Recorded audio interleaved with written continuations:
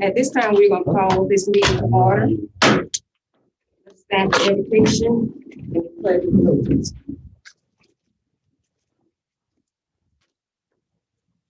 To the maker of the heavens and the earth, we thank you for this precious day, for we know that each day is truly a gift that is not promised to us.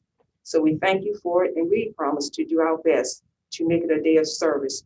And we ask that you guide us as we serve and lead this great city, that this great city will flourish, that this city will reach its full potential as we serve others as well as we lead others. We welcome you this day into this meeting to have your way. Amen. Amen. Allegiance to the flag of the United States of America and to the republic for which it stands, one nation, under God, indivisible, with liberty and justice for all. Thank you, Council. At this time, when you look at our agendas, we do have an addendum that has been offered for to be added to the agenda. And if there's no objections, we can add this to our agenda. Is there any objections? For the record, please read what the addendum is. Madam Mayor. All right. The agenda that you have before you is going to be a committee report, which is going to be from our Judicial Ad Hoc Committee. And this will be discussed in our executive session. Move to approve to amend to the agenda. Do we have a second? Second. There's a proper motion and second. If you're ready for the question, all those in favor signify by aye. Aye. All those opposed, like sign. Let the record reflect that the addendum has been added to our agenda. Next, we have approval of our minutes. The minutes are from June the 14th, 2021, regular meeting, and June the 21st, 2021, special meeting. Do we have? Move to approve. We have a motion and a second. Are you ready for the question? If so, all those in favor, please signify by saying aye. Aye. Those opposed, like sign. Let the minutes reflect that both sets of minutes has passed. Next, we have a public hearing, and the public hearing will be a public hearing to be held regarding a proposed issuance of by the Housing Authority of the City of Florence of its multifamily hearing revenue bond, which will be in reference to a Dillon Grade School apartment in an initial aggregated principal amount not to exceed $8 million. We declare this public hearing open. Is there anyone here to speak upon? Hearing no discussion, the public hearing is now closed. At this time, we now have a special presentation that will be done by Main Street, South Carolina Inspiration Award presentation. I'm going to ask that the representative from Main Street please come forward. And also Hannah and Rachel, please come forward.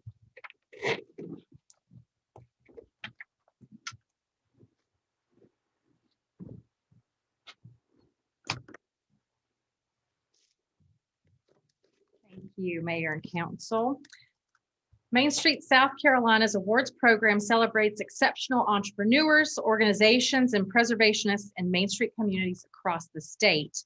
This awards program consists of categories that embody the Main Street 4-point approach: design, organization, promotion, and economic vitality. Today, I am presenting 2 awards to the City of Florence. The first is in the promotion category, Outstanding Promotion.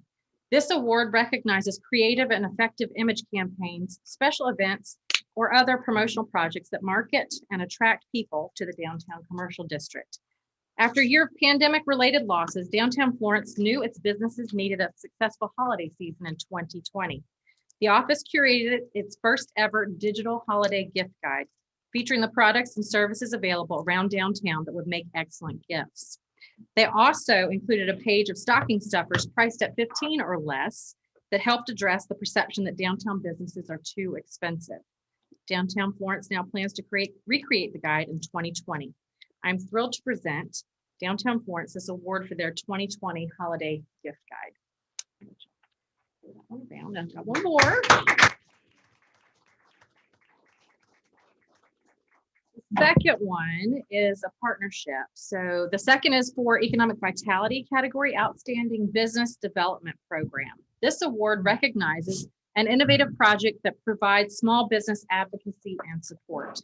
When COVID began in spring 2020, Florence's downtown development immediately redirected a majority of its resources to assisting the district's businesses with economic impacts.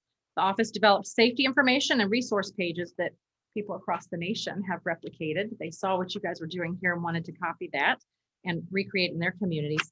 The office repurposed 10,000 in marketing funds originally planned for events to a downtown reopening campaign used as government mandated closures came to an end. The Florence Downtown Development Corporation contributed $10,000 and volunteer hours, while the Francis Marion University Kelly Center for Economic Development, Greater Florence Chamber of Commerce, and Florence County Economic Partnership helped with programs, funding options, and technical assistance. I present to Downtown Florence and the City of Florence this award for their COVID-19 response. Thank you for your effective and thought-provoking plans.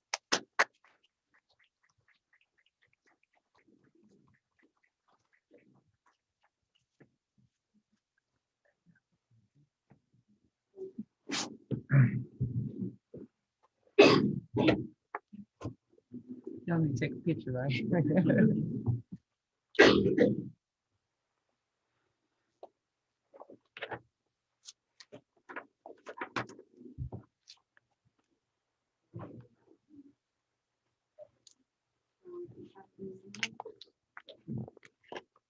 At this time, do either Hannah, do you wish to address audience?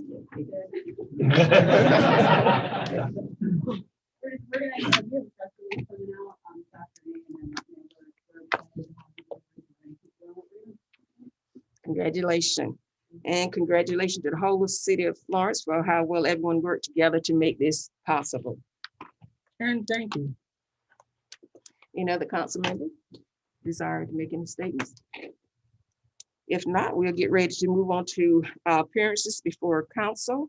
Next, we have coming before us, Mr. Gary Finkley to speak to the council on the business license ordinance. Good afternoon. It's a pleasure to see you. Good to see you. I believe part of the reason I wanted to come before you is just to be seen and heard.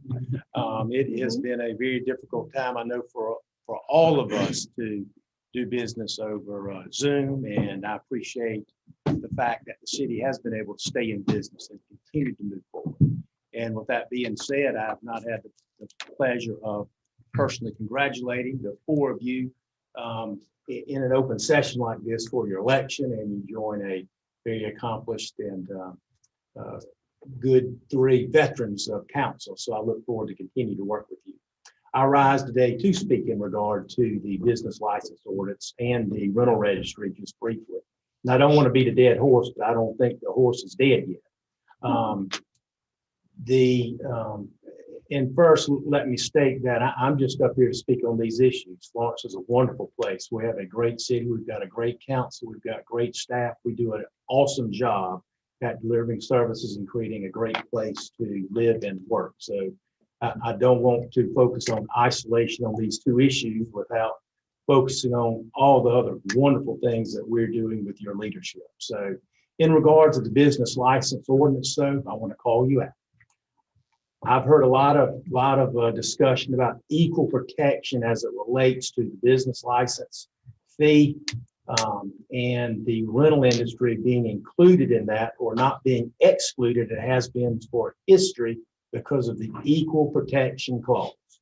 Now, I am no legal scholar, and I know those members of council who are lawyers probably don't claim to be legal scholars either, and it's probably a phrase that we rarely have to rely upon in our day-to-day, week-to-week work, equal protection. But if you could just give me a moment to explain to you why I don't think you should hide behind the equal protection clause in treating the rental industry different and excluding them from the business license fee.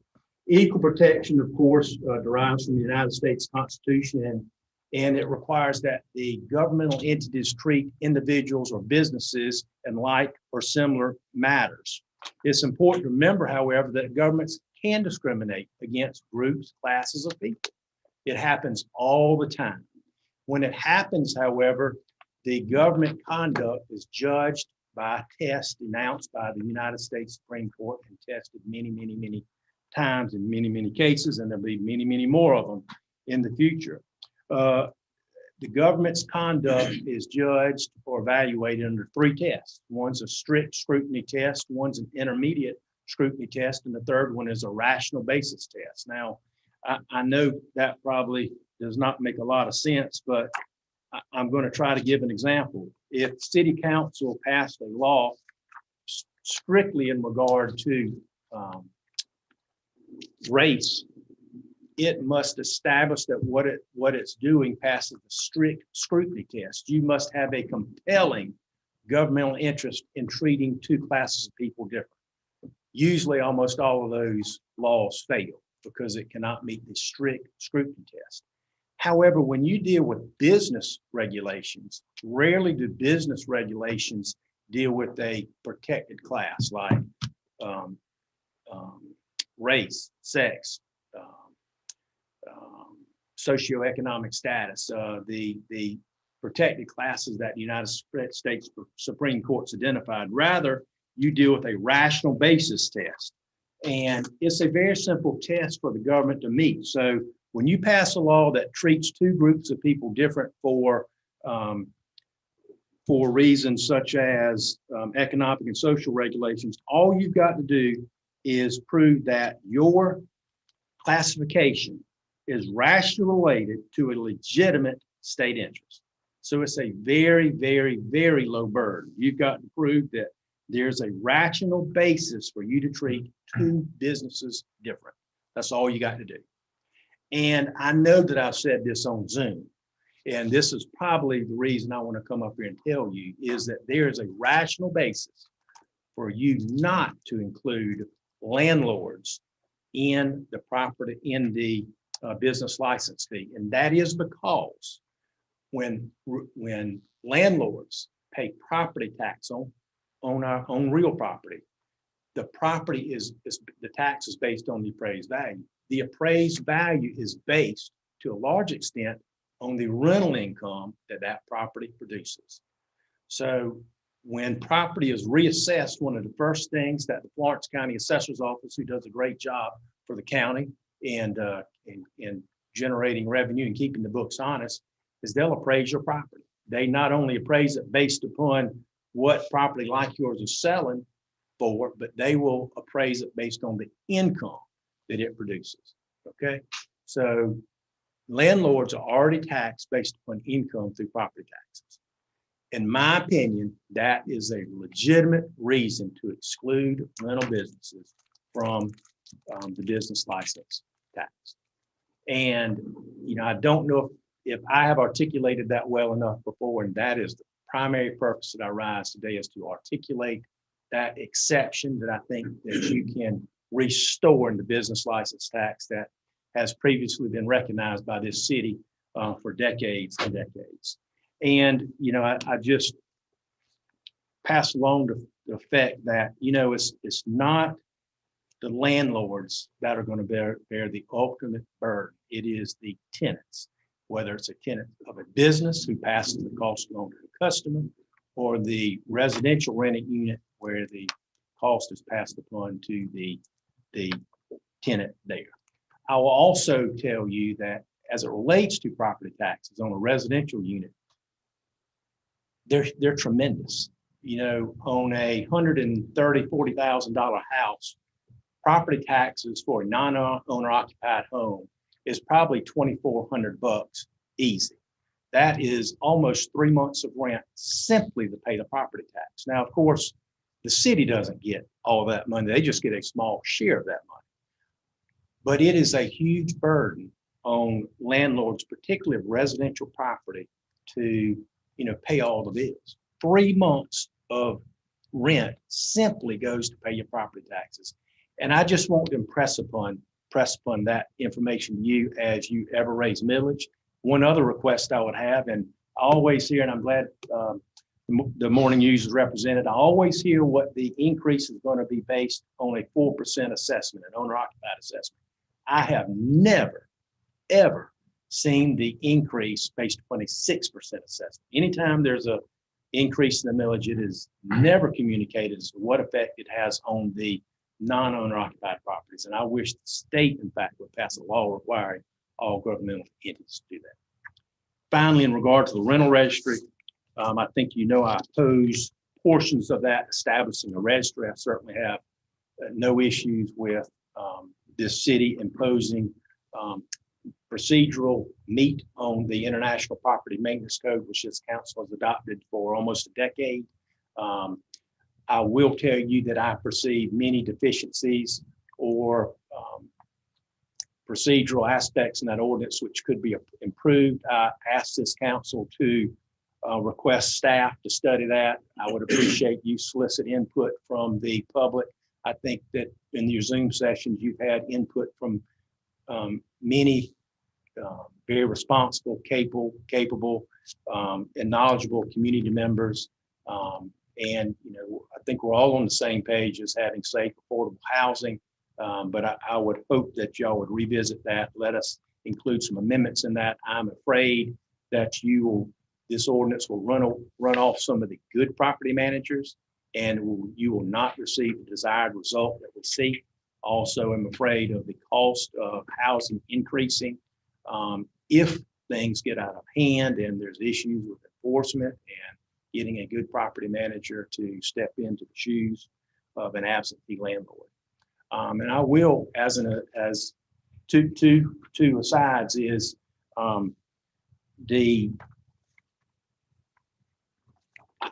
and Councilman Jabali is actually your brother's client, one of my clients. She's the personal administrator of an estate. Her aunt had rented to families for almost a decade. She had to evict two of them because she could not comply and did not want to deal with the rental registry.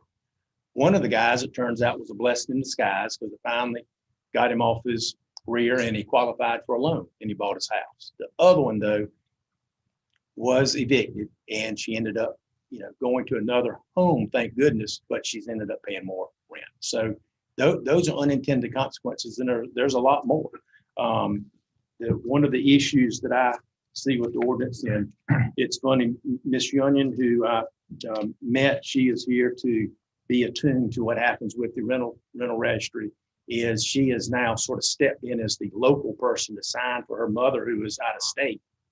When you talk about a violation of equal protection, I do think one issue with the ordinance when you talk about equal protection is that you require somebody to live within 50 miles of here.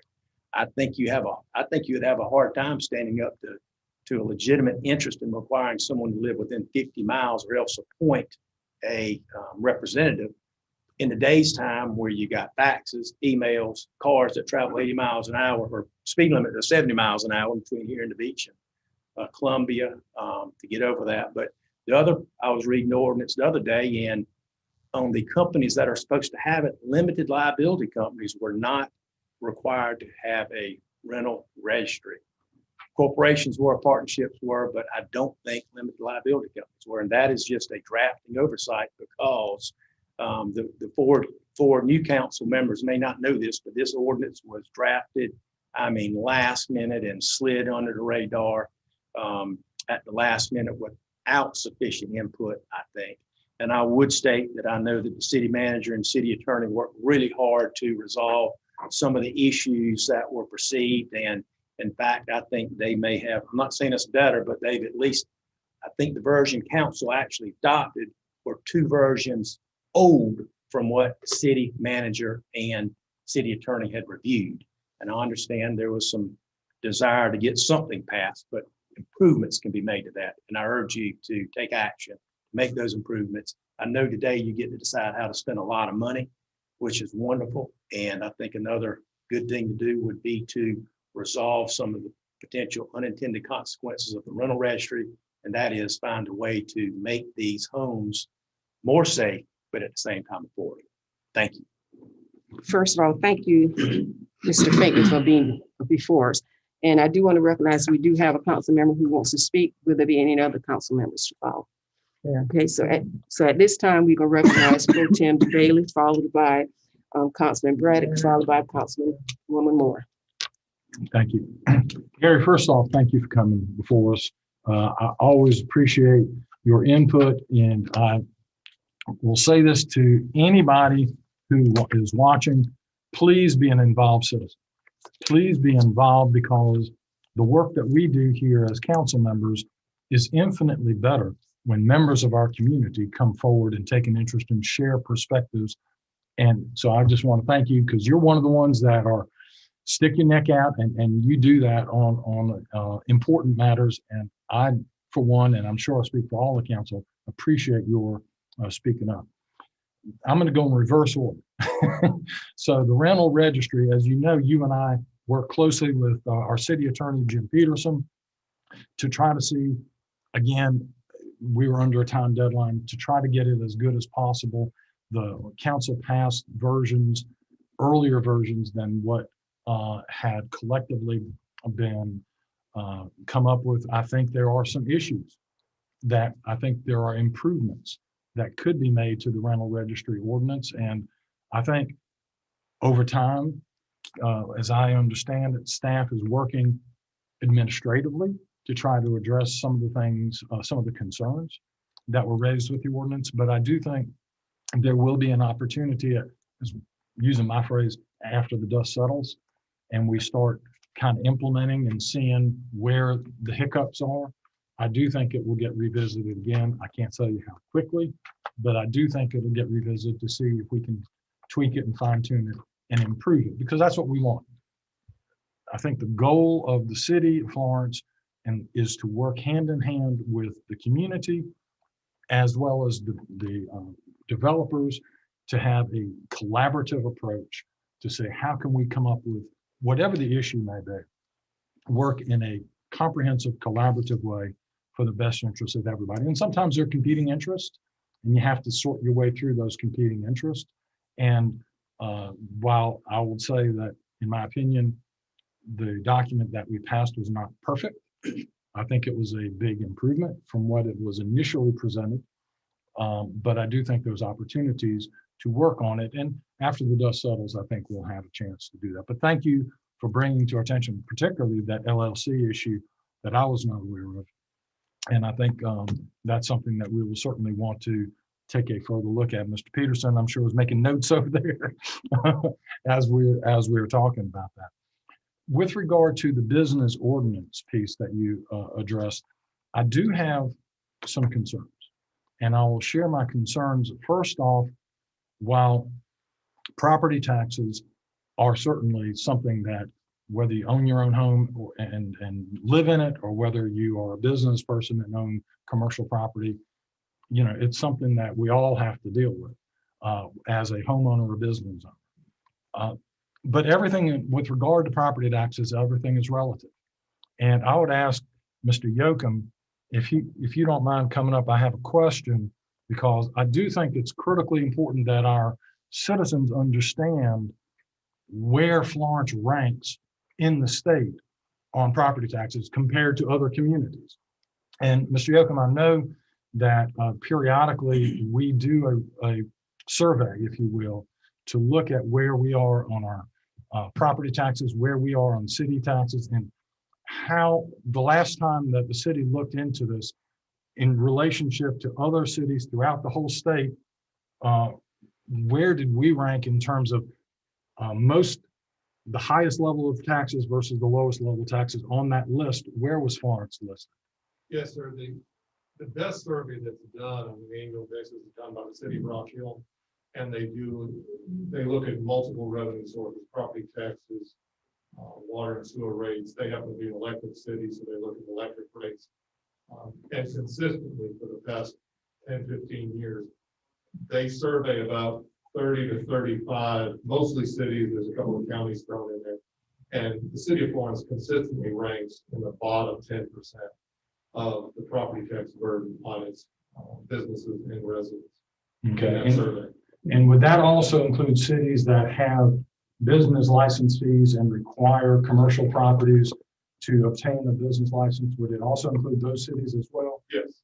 Okay. Yes, because, and let me add that when we went through this business license process and adopting the model ordinance, as was stated in previous meetings, we were the only city we found that did not collect a business license on rental property. So all the other cities in that survey do. So if I understand you correctly, number one, Florence was the only city that did not have commercial properties included in the business or a business license Correct. in South Carolina. To our knowledge, yes. Okay. And then number two, of those cities, including those that have commercial properties, obtain a business license, Florence is ranked in the bottom 10% for property tax overall. Correct. Okay, thank you very much. Yep. So I wanted to get clarity on that so that our citizens would understand relative to other cities in South Carolina, that number one, as I understand from Mr. Yoakum, the city of Florence was the only one that did not include commercial property owners from getting a business license, number one. And number two, that the property tax burden, if you will, property tax fees that are charged, Florence is in the bottom 10%. So to me, while I understand and appreciate the rational basis approach that you're discussing with regard to, and I'm certainly no legal scholar either, constitutional legal scholar, that is not my thing. While I do understand it, I think I don't see a true basis to distinguish and to say to everybody that rents from the Magnolia Mall that yes, each one of you businesses that rent from the Magnolia Mall, y'all have to obtain a business license. But the business that owns the Magnolia Mall, that corporation that owns it, that's all they do. No, they don't have to get one. I think there is a problem, and from the business owners, the mom and pops that are out there running their own businesses, those people are telling me anyway, listen, if we have to obtain a business license and we're renting from somebody, they should have to get one too. So I appreciate you coming forward. I appreciate your raising that issue, but I guess I just see it differently. The mom and pops who own their own business on getting a business license on the rentals. They're paying one on the business they conduct within their office. But, it's like your firm, if your firm is owned by your firm, you're not paying a business license. But my firm is in another business held by some of the same members. So, our firm's having to pay a business, or the landlord's having to pay a business license, too. So it is different. It is, well, But I think just you mentioned, so Jabali Law Firm has to get a business license as a business, but the building is not owned by Jabali Law Firm. And on the rental that is paid on the property, it's $900 on a lot more than that in rent. So yes, that's an additional $900 that I'm having to pay as the owner of the building, in addition to having to get a business license for the business. I understand that, but again, that to me it creates a fairness all the way across the board. We may disagree on that, but I do appreciate your perspective. Gentlemen, I do appreciate your discussion, but I would like to give Councilman Braddock and Councilman Moore an opportunity, and then at the end of that, Mr. Fink, if you want. Thank you. Yes. Councilman Braddock. Gary, we've discussed this several times, and I was one of those members of council that wasn't on council when the rental registry was passed.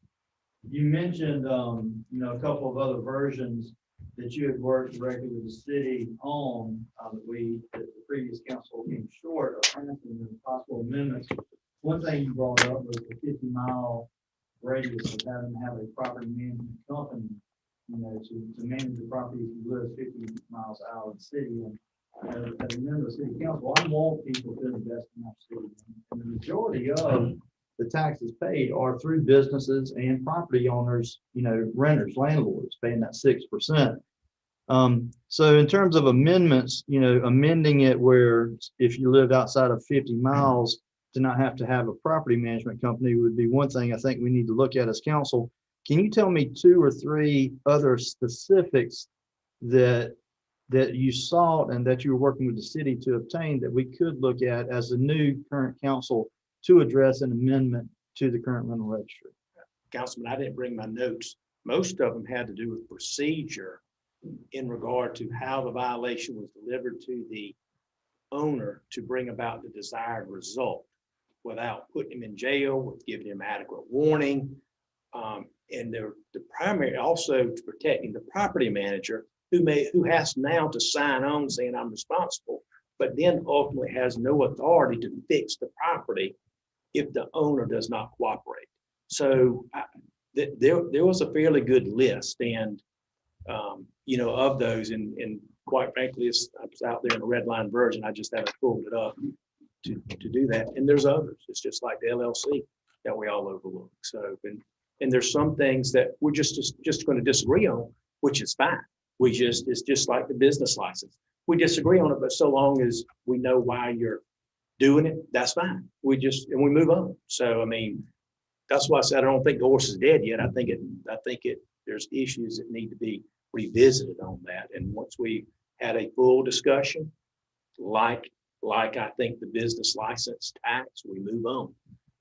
So yeah, I agree, because during that time of COVID and Zoom meetings, I was watching as a citizen, those meetings, and not getting a lot of clarity. So I would like to, come up with some process where we do revisit those other two ordinances that were drafted in conjunction with our city leadership and the city attorney that the previous council fell short of passing. Yeah, I mean, if that had been mitigated in several issues, I think that we should look at that, because it's a different time, face to face. You've got 4 new members of council, and you had city's participation before. So I would like to see some type of process where we revisit what agreements had come up with that we felt short on pass. That completes Chair recognizes Councilwoman Lloyd. Gary, you know that you and I have a really good relationship. However, on the other hand, we're talking a lot here about realtors and landlords and what money they have to pay. What about those people whose beds, they're sitting on their bed and it falls to the floor? What about those residents who don't have heat in the winter? What about the resident whose roof caved in? Had she been in her bed, she would be dead. What about all those people that are suffering because of landlords that don't care? Government may discriminate, but I'm not going to discriminate against anybody. I see everybody's concern, and I don't take any of them lightly. But on one hand, I will not bend on the rental registry until people realize that everyone is a person. Everyone is an individual with needs. Okay, you may be a good realtor, but the guy across the street may not be. I know you've heard that. I know you've heard that saying, one bad apple spoils the whole bunch. Well, you need to get with those apples that's spoiling your bunch. Because I won't bend. And yes, we have amended that ordinance several times, and there's always room for change. There's always room for improvement. But until we can stop beds from falling through the floor, people who are paying bills but have to go to their mother's house to take a shower every day before work because the plumbing's bad. Someone who has electrical cords only have one outlet that's working, and they're having electrical cords run all through the house on that one outlet. That's when I'll stand up and will not say anything again. Until that time, I'm on it, and I'm going to stay on it. And I hope our relationship will remain just the way it is now. But you cannot convince me that it's not all about money, it's about people. Thank you, Councilwoman. Any other council member? If not, I will say to you, Mr. Frank, I appreciate you coming before us today. And being that I was one of the council member during that time when this was passed, I do want to clarify to the public. I want you to recognize the ordinance that's being referred to, the rental registry, is a registry that was up for discussion on the city council before I became a city council member. And I served for 10 years. And so as a public, a citizen, I actually came before the city council one of the times when it was addressed. So I want to assure our public that this ordinance was not overnight. It was not pushed past. I commented on it when I was a citizen. So this process has been a long process. And I do believe that we have council who very well researched each and every aspect of this for us. We as a city When we voted to pass it. And as stated before, my belief is any ordinance is a living, breathing document. If we were to review it and find things legally that needs to be changed, that's the process of why you implement it. So when you implement it, you see how it's going to work. Understand, it's just getting implemented. So we don't even know what's going to be the end results. So my thing as your mayor, we have the ordinance, we need to operate it, see where it may fall short at. And after we have sound information, then we review it. Because this process has been over 10 years. And I can state that because I'll say again, I was one of the citizens, I remember it was that old complex when it was being addressed. And I think it was probably addressed even before then. Yeah, exactly. So it's not new citizens. And understand, as the leadership, we always want to do what's best for the citizens of Florence collectively as a whole. As we go through this process, if we see ways that we can do better, we will do better. And that's our commitment. If the things to be done better, we'll do better. But whatever we do has got to always serve and protect our citizens. And I'll close with this. I'm a professional myself, that there are standards set that I have to follow every day to protect my license. And I believe any business who has a license has to have standards that they must yield to protect themselves as well as the people who they serve. So we commit that at the end time of evaluation, we will see. We will see what needs to be done. We need to know what's going to do first, and then we can come back. So once again, thank you for being before us today. Is there any other comment for any other council? One more thing. Councilwoman Moore? And Gary, what she said was completely accurate. It's been a lot of years because I was also here. I wasn't on council, but you spoke at that point, that time also. And I remember then you was also against what was being said. And you have your reasons, and I'm not gonna say you're wrong, but it's about people. Thank you for what you do. Thank you. Thank you. Promise me a minute. Councilman Bailey, in regard to the business license, I think if the city decides to do it based on the factors you said, it's perfectly fine. We'll move on. I just didn't want equal protection to be the reason not to. And Ms. Patton, you and I will always be friends no matter what. I don't recall speaking in regard to the rental registry ever before. And I certainly think it could have been an issue before, but I know that ordinance that we were shared did not pop up until the last few months of the last administration. Yeah, it wasn't a rental registry, but I always tell people when you're in here, it's business. When we walk out, it goes back to being personal. We just. But this council did have the foresight, or council's board, to adopt an international property maintenance code. That has been around for 8 years, and that has never been enforced. And had that been enforced, you wouldn't have to worry about the things that you just told me about the ceilings, the floors, the electricity. But the problem is the city never enforced it. We didn't need this registry to do that.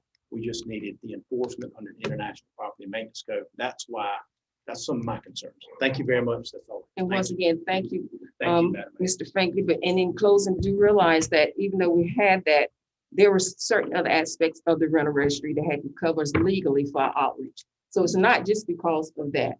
I promise you that everything that was reviewed time and input was taken from, realtors and various other individuals. It was not just a subject made by the council. But thank you. We could kindly disagree on that fact. And we Yes, kindly thank you. can. And like we say, after we get through, we go back to being our regular friendship after. But thank you. And I know you will always come back whenever you need to. Thank you. I appreciate all that you do. Like I said, this is just one issue. Thank Yes. you for all the wonderful that you do. And thank you, your commitment to always speaking up. Thank you. Next, we have Mr. Malik, who's not going to be on appearances before council today. He's not going to be here.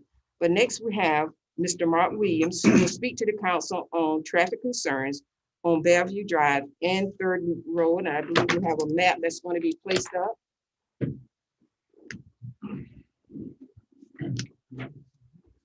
How are you doing, Mr. Williams? Good to see you today. Thank you so much.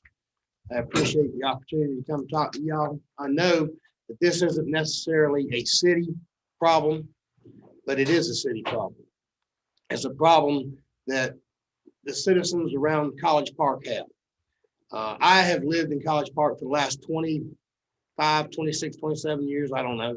I've lived at the corner of Bellevue and Third Loop for the past 5 years. And I had no idea until I moved there just how busy of an intersection that was, until you live there and see it going on and how fast the city or the people ride through there on Bellevue and Third Loop. There's a stop. It's actually the way that it's designed is a bad design. You have Third Loop that stops and Bellevue that keeps on going down through Third Loop. So if you were not from Florence and you were traveling down Third Loop, you would think that you would not have to stop at that stop sign. Just by my cousin was here from Pennsylvania and got wiped out the other night simply because it didn't look right. What I propose is a three-way stop.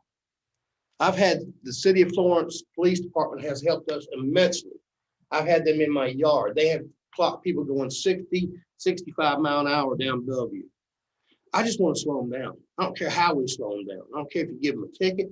I don't care if you put a speed hump in there, but I think the cheapest and the most economical way of doing this, practical way, is to make that intersection a three-way stop. That'll slow them down on Bellevue.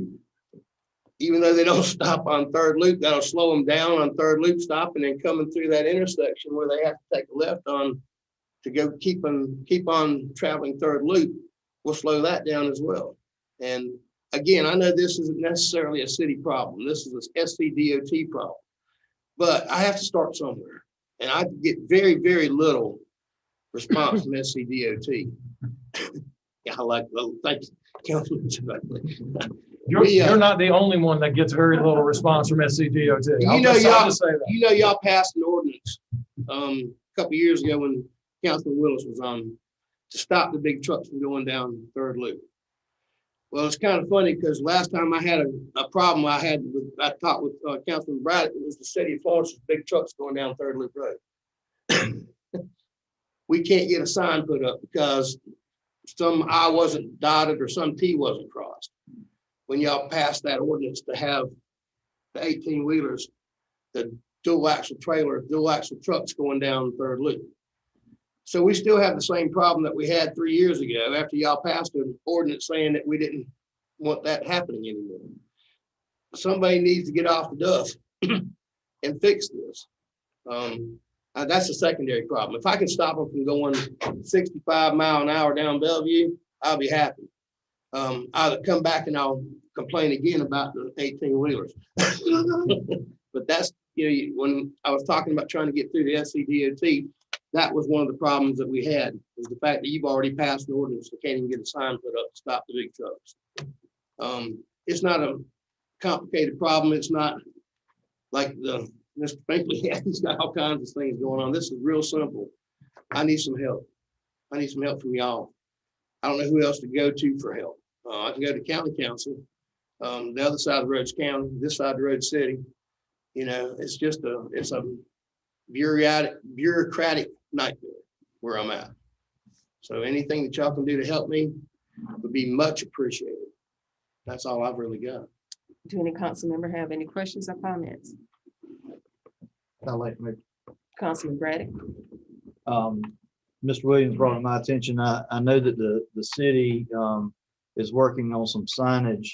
Is that something, city manager, that has been communicated? I've communicated that to Mark.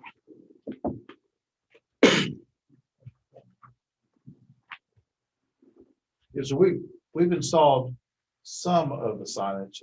Unfortunately, the rules or requirements from SCDOT require encroachment permits and some other, and if I'm not mistaken, a pretty absorbent number of signs through their requirements. So we are working through them to the extent that we can to get the signs installed. I totally agree with you. Working with the DOT has its moments, but we are working with them and through them to attempt to accomplish that, to meet their standards also. Do we have any kind of timeline? I know, yeah, I know it's kind of out there. I just want to say that because Mark knows, efforts and attempts are being made to mitigate it. I've seen his driveway. He literally backs out right into, you know, that intersection. Better not back out. Yeah, I was fixing to say, I don't know how you do back Yeah, out. you turn around in my yard and go back out front ways, you're gonna get killed. Councilman Braddock, are you? Yes, yeah, I just want to let him know that, you know, we And my are. two and prime I'm- examples are right here. That's why I brought them. Because you know what, they play in my yard. I've got blueberry bushes in my yard. They pick blueberries. You know, and one of those people makes a little mistake. And it's not gonna be a problem for the city council anymore. It's gonna be a problem for them. Because I love them more than I love life itself. Chair recognizes the pro tem.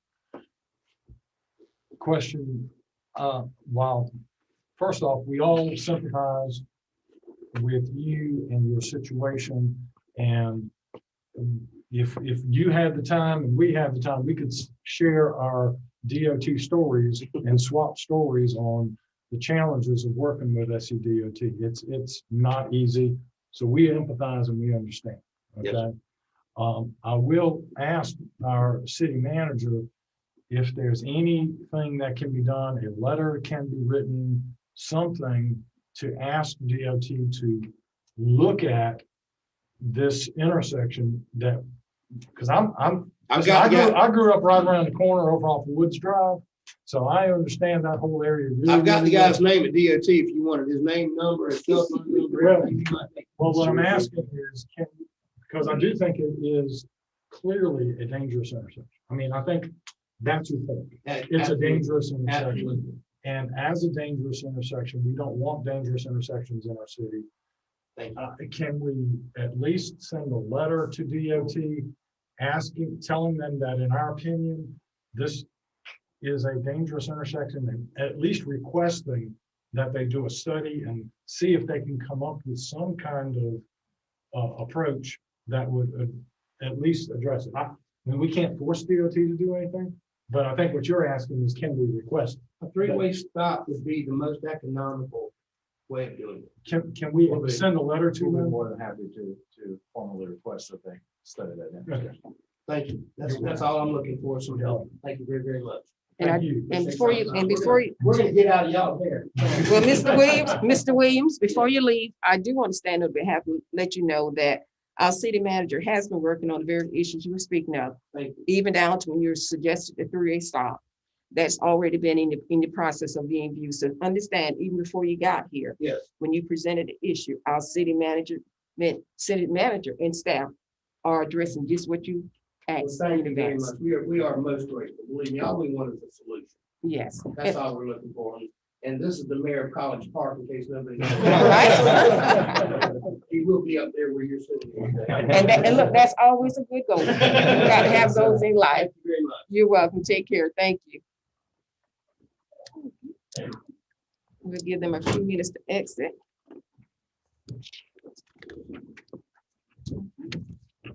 Now, at this time, we can proceed on with ordinance in position. The first one we have is bill number 2021-14 for a second reading. It's an ordinance to annex and zone parcels located at 2495 Huffmeyer Road, identified as the county tax map parcel 01221-01-109. We have a motion. We have a motion in a second. If you're ready for the question, all those in favor signify by aye. Aye. And like opposed, same. Next, we have up for a second reading is bill number 2021-15, an ordinance to annex and zone 2504 Abbey Way and 2513 Abbey Way and 2485 Parson Gate and 2502 Parson Gate, identified as Florence County tax map parcel number 01221-01-254 and 01221-01261, 01221-01-0-305 and 01221-01283. Do we have? I know, do we have, so we have a motion in a second. Are you ready for the question? And I do want to state for the record, I'm reading all these numbers because legally by requirement, I'm supposed to read these into our records. And I did clarify that because I want to be sure. So that's why I didn't stop. Okay. I'm just required. I know it's a lot of numbers, but we have a motion in a second. If you're ready for the question, all those in favor, please signify by saying aye. Aye. All those opposed, like sign. Bills passes. Next, we have bill number 2021-16 for a second reading, an ordinance to annex and zone parcels located at 3136 Pisco Road, identified as Florence County Tax Map, parcel number 00097-01-029. We have a motion. Do we have a second? So it's been properly motioned and second. If you're ready for the question, all those in favor signify by saying aye. Aye. Opposed, like sign. Okay.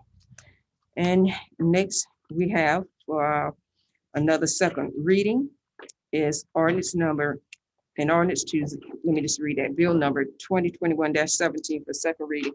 An ordinance to rezone from NC 6.2 to CBD, the lots at 113 and 115 East Palmetto Street. Excuse me, thank you, Councilwoman.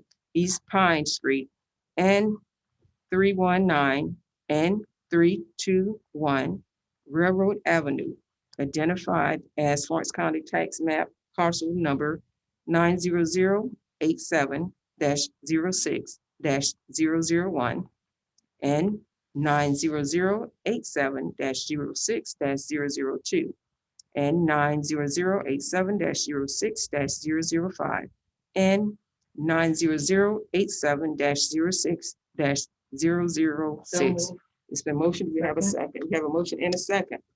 If you're ready for the question, all those in favor say aye. Aye. And those like sign, let it reflect that the bill has passed.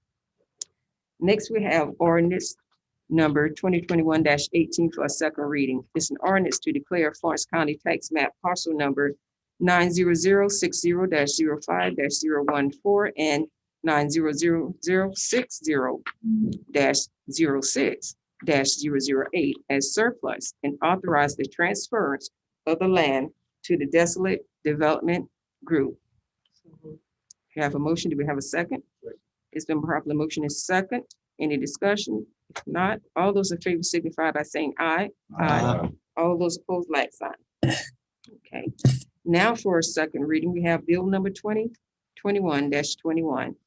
An ordinance to amend chapter 2 of the City of Florence ordinance by adding additional section to Articles 3 to establish an aesthetic advisory committee.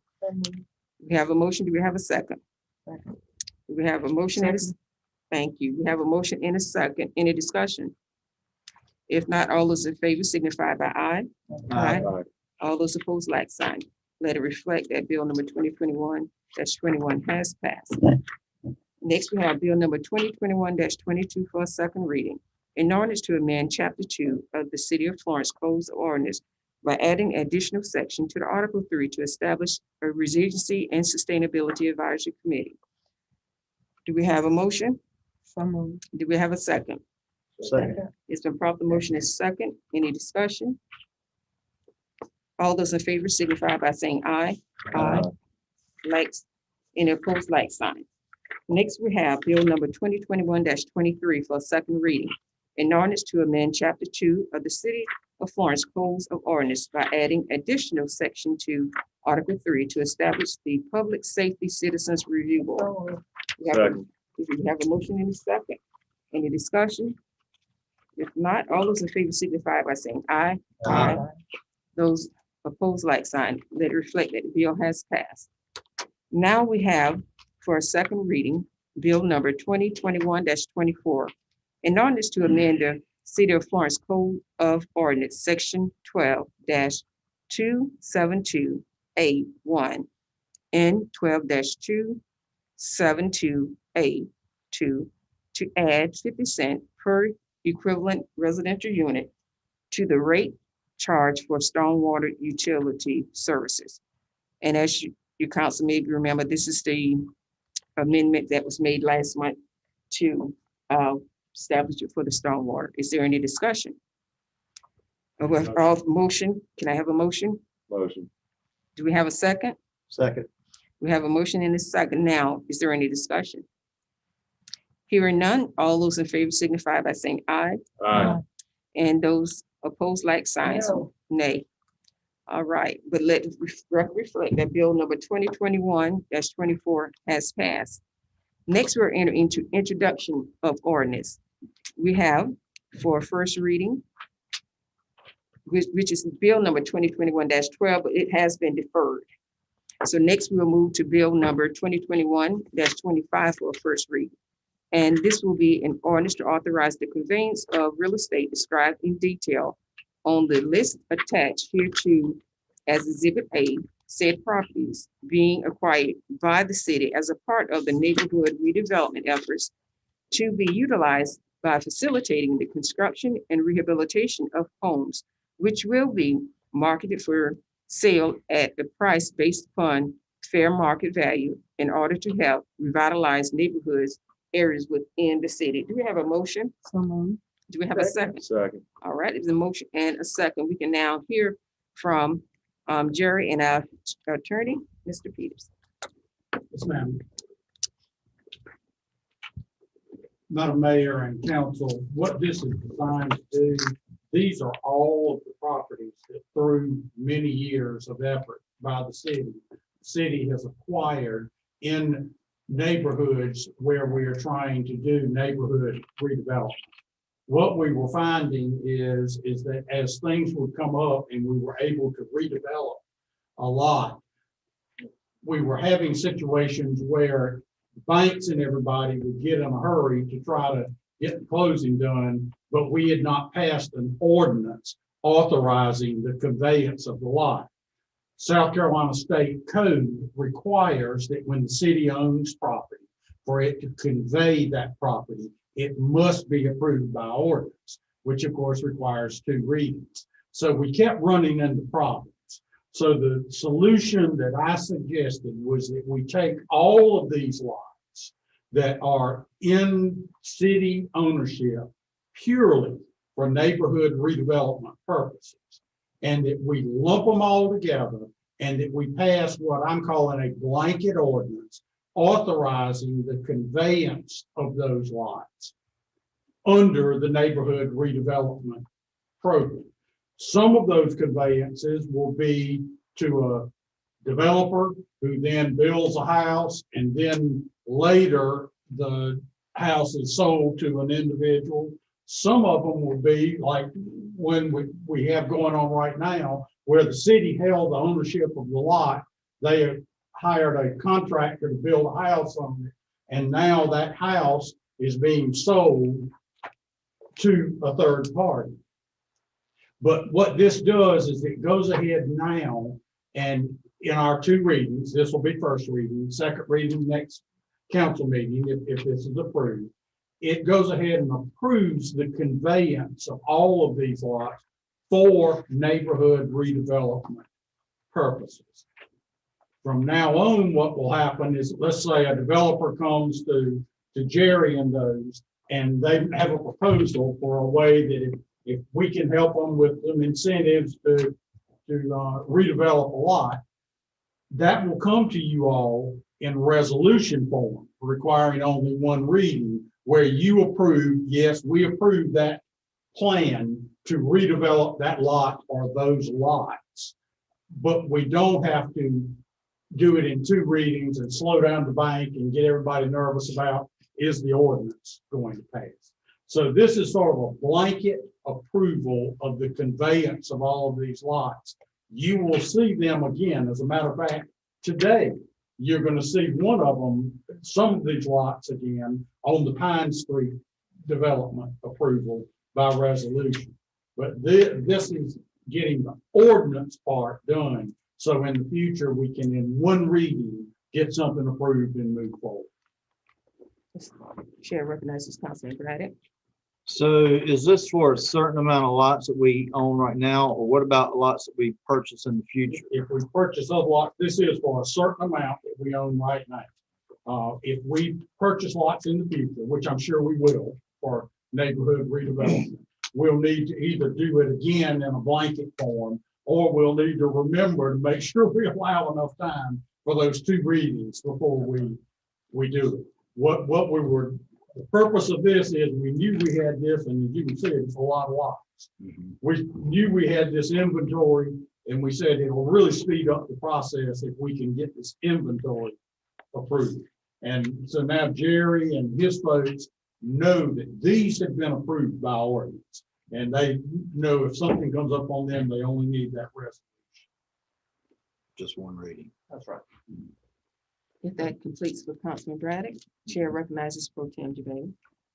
Jared, just quickly, just for the benefit of all those who are watching from home, because we're sort of on the back end of something that's been ongoing for a number of years now, if you wouldn't mind just giving us a 3-minute summary of kind of the process, the plan, where we are and what we're doing, just so that we can see these 79 lots, and I counted them up, that's a lot of lots.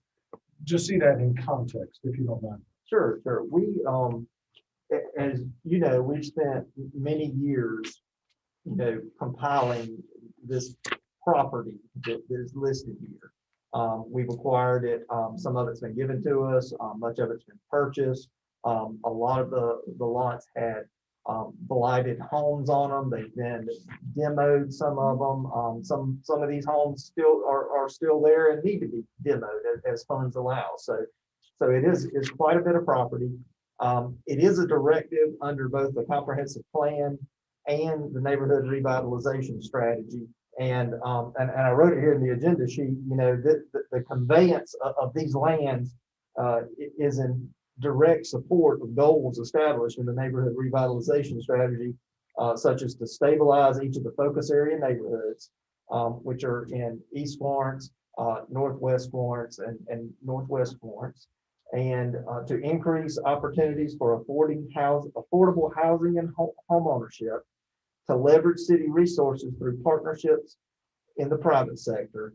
And what the ultimate goal is in the neighborhood, as you've seen on Vista Street, Liberty Street, also on Sumter, and at Old Carver Station in Northwest Florence, is the construction of new homes with the ultimate goal of home ownership.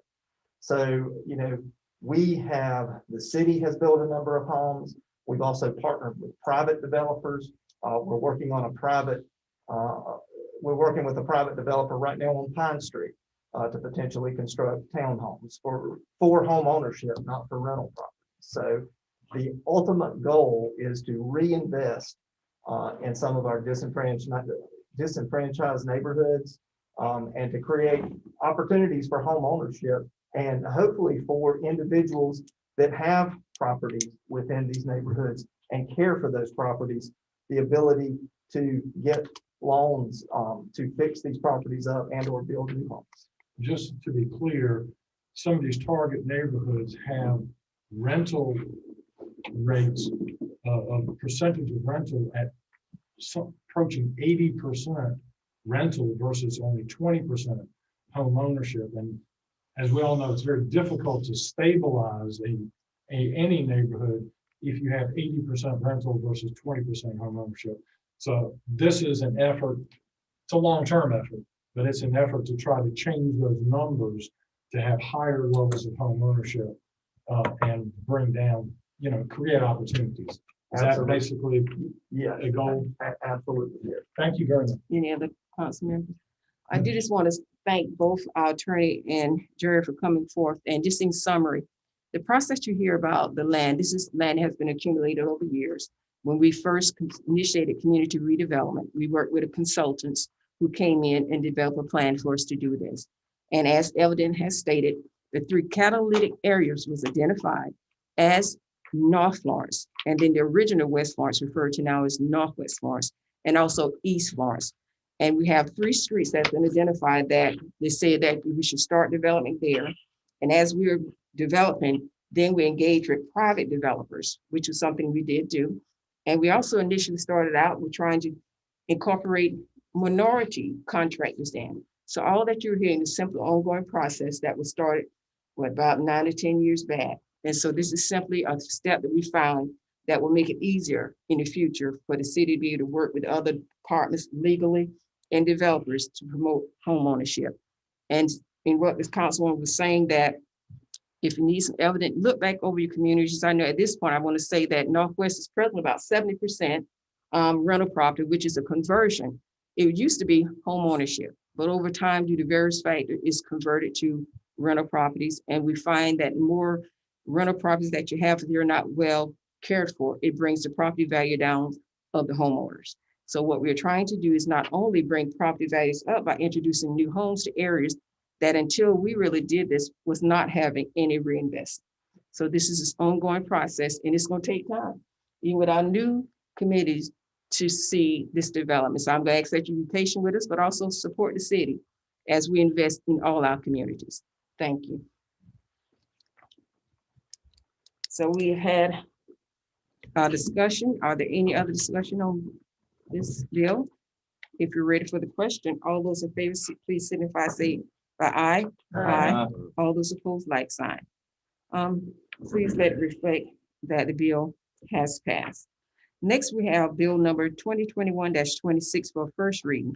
It's an ordinance to annex and zone the parcels located at 2924 West Palmetto Street, identified as Florence County Tax Map 001-00-01-030.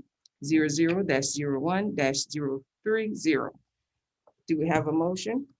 Do we have a second? It's been proper motion is second. We can now hear from Mr. Dudley. Thank you.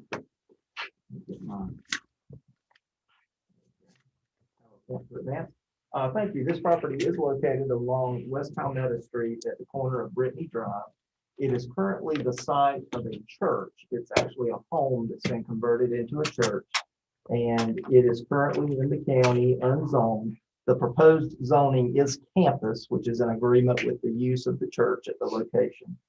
The future land use has it pegged as commercial auto urban. Again, campus would fit into that zoning as well. And here's a picture of the site. They are requesting annexation for the purposes of getting city water.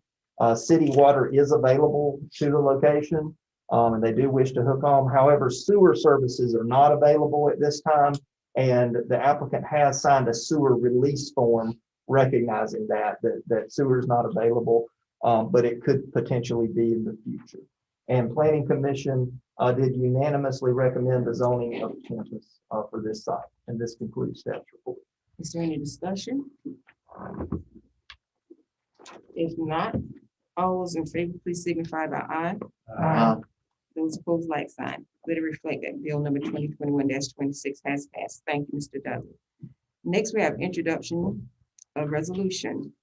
The resolution number 2021-19 is a resolution and conditional grant and development agreement to provide an incentive for the development of a project located within our overlay district. This resolution will be discussed in executive session.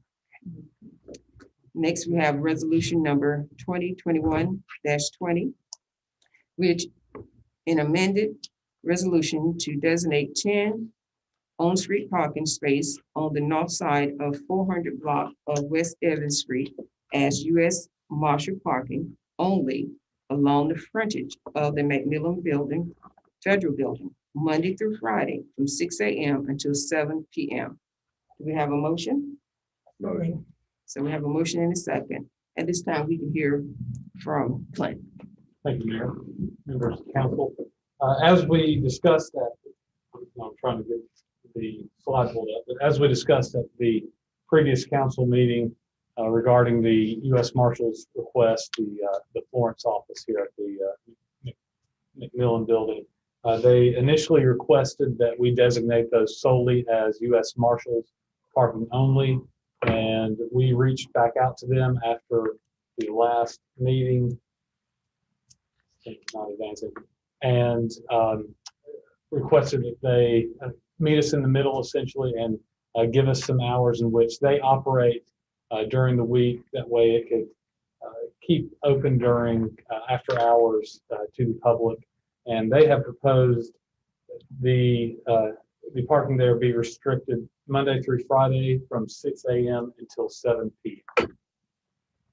This thing is not cooperating. These are the 10 spaces, 5, there it is. The 5 parking stalls on either side of the crosswalk directly in front of the McMillan Is there any chair recognizes Councilman Braddock? Yeah, I wanted to see, I don't know how we go about it, maybe an amendment to also exclude federal holidays in the event that we have Christmas parade, something recognizing Memorial Day, Labor Day, that those parking spaces also be available to us for those days if the federal building is closed. And that is, part of what we will have to do is establish an agreement with the marshal's office for towing purposes or enforcement essentially of those parking spaces. And that, I would imagine that's probably something we can handle during or within that agreement. Chair recognizes Councilwoman Barnes. I wanted to, is the 6 a.m. to 7 p.m. their hours of operation? I believe it is hours of prep before and after their hours of operation. I think they open up at 8. Is that correct? And they want to be sure that time is given for them if any cars are maintained there after, through the evening, that they can then handle the removal of that vehicle, whether it's contacting the owner or towing it, and also doing their security measures. According to the marshals, they begin their security check or procedure, their pre-check, I guess if you will, of the building beginning around 6 a.m. And then the 7 o'clock is when they close, is depending upon the trials or whatnot that's going on in the courthouse. They advise us that it's not unusual for them to be there to 7. And also they stated that sometime there will be a judge located in that building. If a judge is in there, that is why they want to request it at time period. They have to still secure that building if a judge is in place as well. And they will take upon communicating with our officers of anything that needs to be done. So they're taking that part. Any other questions? Chair recognizes Pro Tem. Jim, with the comment that Councilman Braddock raised about federal holidays, et cetera, would we need to amend the resolution to reflect that now? And so does he need to do that in form of a motion to amend or not? I think the best way to do it would be to handle it with a motion to amend. You have the resolution before you. What I would suggest, if you wanted to make a suggestion, that it say as that last sentence within the resolution, that it would say as U.S. Marshal parking only Monday through Friday, 6 a.m. until 7 p.m. unless a federal holiday, or with the exception of federal holidays. And Brian, If the councilman wants to. yeah, what's Brent? He's writing this. You got it written down, right? Yes, I'm right. I'll second whatever he says. So I'd like to make a motion to amend Mhm. that the resolution include at the end with the exception of federally recognized holidays. Do we have a second? Okay, so we have a motion and a second that we amend the original resolution. Any other discussion? We will vote upon the amendment now. All those in favor signify by aye. Aye. Any opposed, like sign. The amendment has passed. So at this time, we will now vote on the amendment for resolution 2021-20, which will include the language as described when it comes to parking time to add the exception of federally recognized holidays. So is there any other discussion? If not, all those in favor, please signify by saying aye. Aye. Opposed, like sign. Let it reflect that resolution number 2021-20 as amended has passed. Next, we have resolution number 2021-22. A resolution to amend the conditional grant and development agreement dated March 25th, 2020 between the city of Florence and Sticks Florence Land LLC. This also will be discussed in executive session. Next, we have resolution number 2021-23. A resolution to authorize the expenditure of the American Rescue Plan Act funds by the city of the city of Florence. Do we have a motion? Second. So we have a motion and a second. We can now hear from Kevin. Thank you, Mayor. Mayor and members of council, before you this afternoon, you have resolution 2021-23.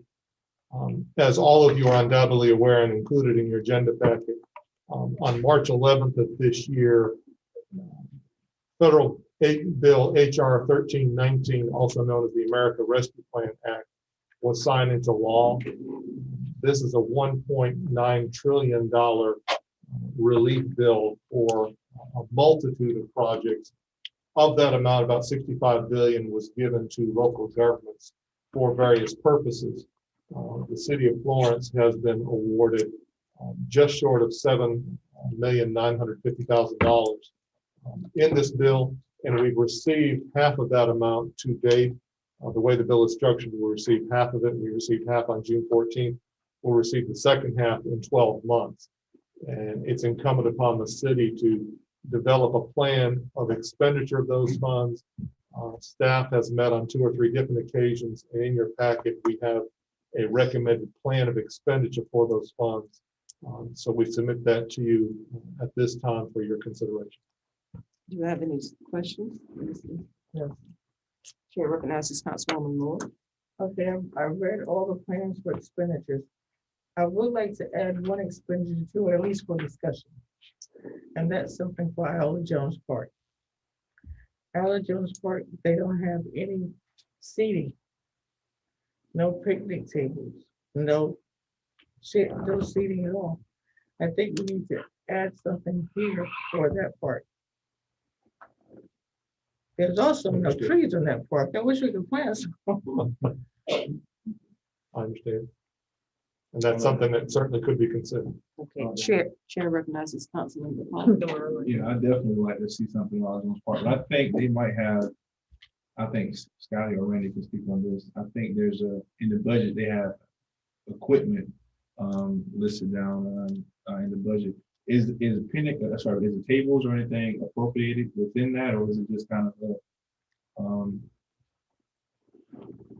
vague term of equipment? But There, if that's the case, I definitely in the general fund money, there is money budgeted for those type of items that, you know, across the park. To say currently we have specifically, you know, allocated $3,000 for you know, seating at Ella Jones. I can't stand and tell you that. However, I do believe that there is money to address those type of projects that would not require to be spent out of this money. But you do have money for it. I mean, do you have money to do it? A picnic shelter? I don't mean a picnic shelter like in Brook Green or Spalding. Just a picnic shelter similar to the one at Levy Park. We've had, I will tell you, we've had discussion with sharing that cost with a state representative, and we were working that avenue for matching funds to produce some type of picnic area at our. A picnic area and maybe a grill. But it's not, it is currently not final. Okay, how long do you think before I can get something final? I don't have that answer for you today, man. Because when you say something's not finalized, that could be 5 years down the road. Well, it could be. That's not our intent, though. I know the You're absolutely correct. Though. I know the That playground could be. equipment's in, and you're in the process of trying to get that installed. But What was that last time, sorry? I said, I know you have the playground equipment in already. And you're trying, you know. Budgeted, yes, ma'am. And it's here. For one park. The rest is on back order at other parks. Well, yeah, for one part. But now you know how I feel about not getting answers. I'm well aware, yes, ma'am. So at some point, I want an answer. Absolutely, If it's not today, at least within a couple weeks. absolutely.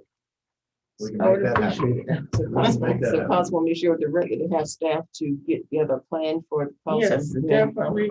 And because just saying it's not, you know, what you said, that doesn't suit me well. Okay. Okay. Yes, ma'am. Chair recognizes Councilman McCall. I concur. I don't think it'll cost, I mean, I don't know the actual price on it, but I don't think it'll cost that much to where we have to say we depend on the state to pay for it. I mean, I don't think the picnic tables are There, cost that much. right, so thank you, okay. So the number we're looking at for the picnic is about $60,000. Is there a Actually, shelter the similar to picnic the one at table, BB? I'm sorry. Shelter. It's a big, yeah, it's a large shelter. It's because of attorneys. So, hold, It's- seat, order on the council. Councilman McCall has the floor. So as Councilman Moore said, she would like, she won't feel comfortable moving forward without having those funds within this, included within this expenditure. I mean, I'm in agreement with her on that. I mean, I honestly believe, I think if we're talking about being fair and equitable across the board, to have other parks having things that Olive Jones Park does not have, I don't think that's fair. And I think that's something that we can, hopefully we can, as a city, look into possibly getting without using it. But I mean, I don't want to say I hold us in abeyance. I want us to move forward. I really do. But I just want, I think we should definitely take steps to get the push, even without the state providing half of it. If they can, I'm for it. But even if they can't, I wish the city can move forward. Chair recognizes Councilwoman Moore, following to Councilwoman Moore, Councilman Bratton. City manager, are you thinking of a shelter similar to the one at Levy? Because that's a pretty large shelter. And it's We were nice. designed after Northwest Park. Okay, Yes. I mean, as long as it's, Yes. and with a grill, a couple of grills or a grill. I don't know about the. Levy has a What- grill. what I don't else? like the way the grill is built, but they have a grill. What do you say? One grill. Yeah, that's fine. I just want to know something. Right. And I'll know within 2 weeks, right? I don't know about you. Now, We'll get you you know, I am sure you will contact me. Yeah, you know. How's that?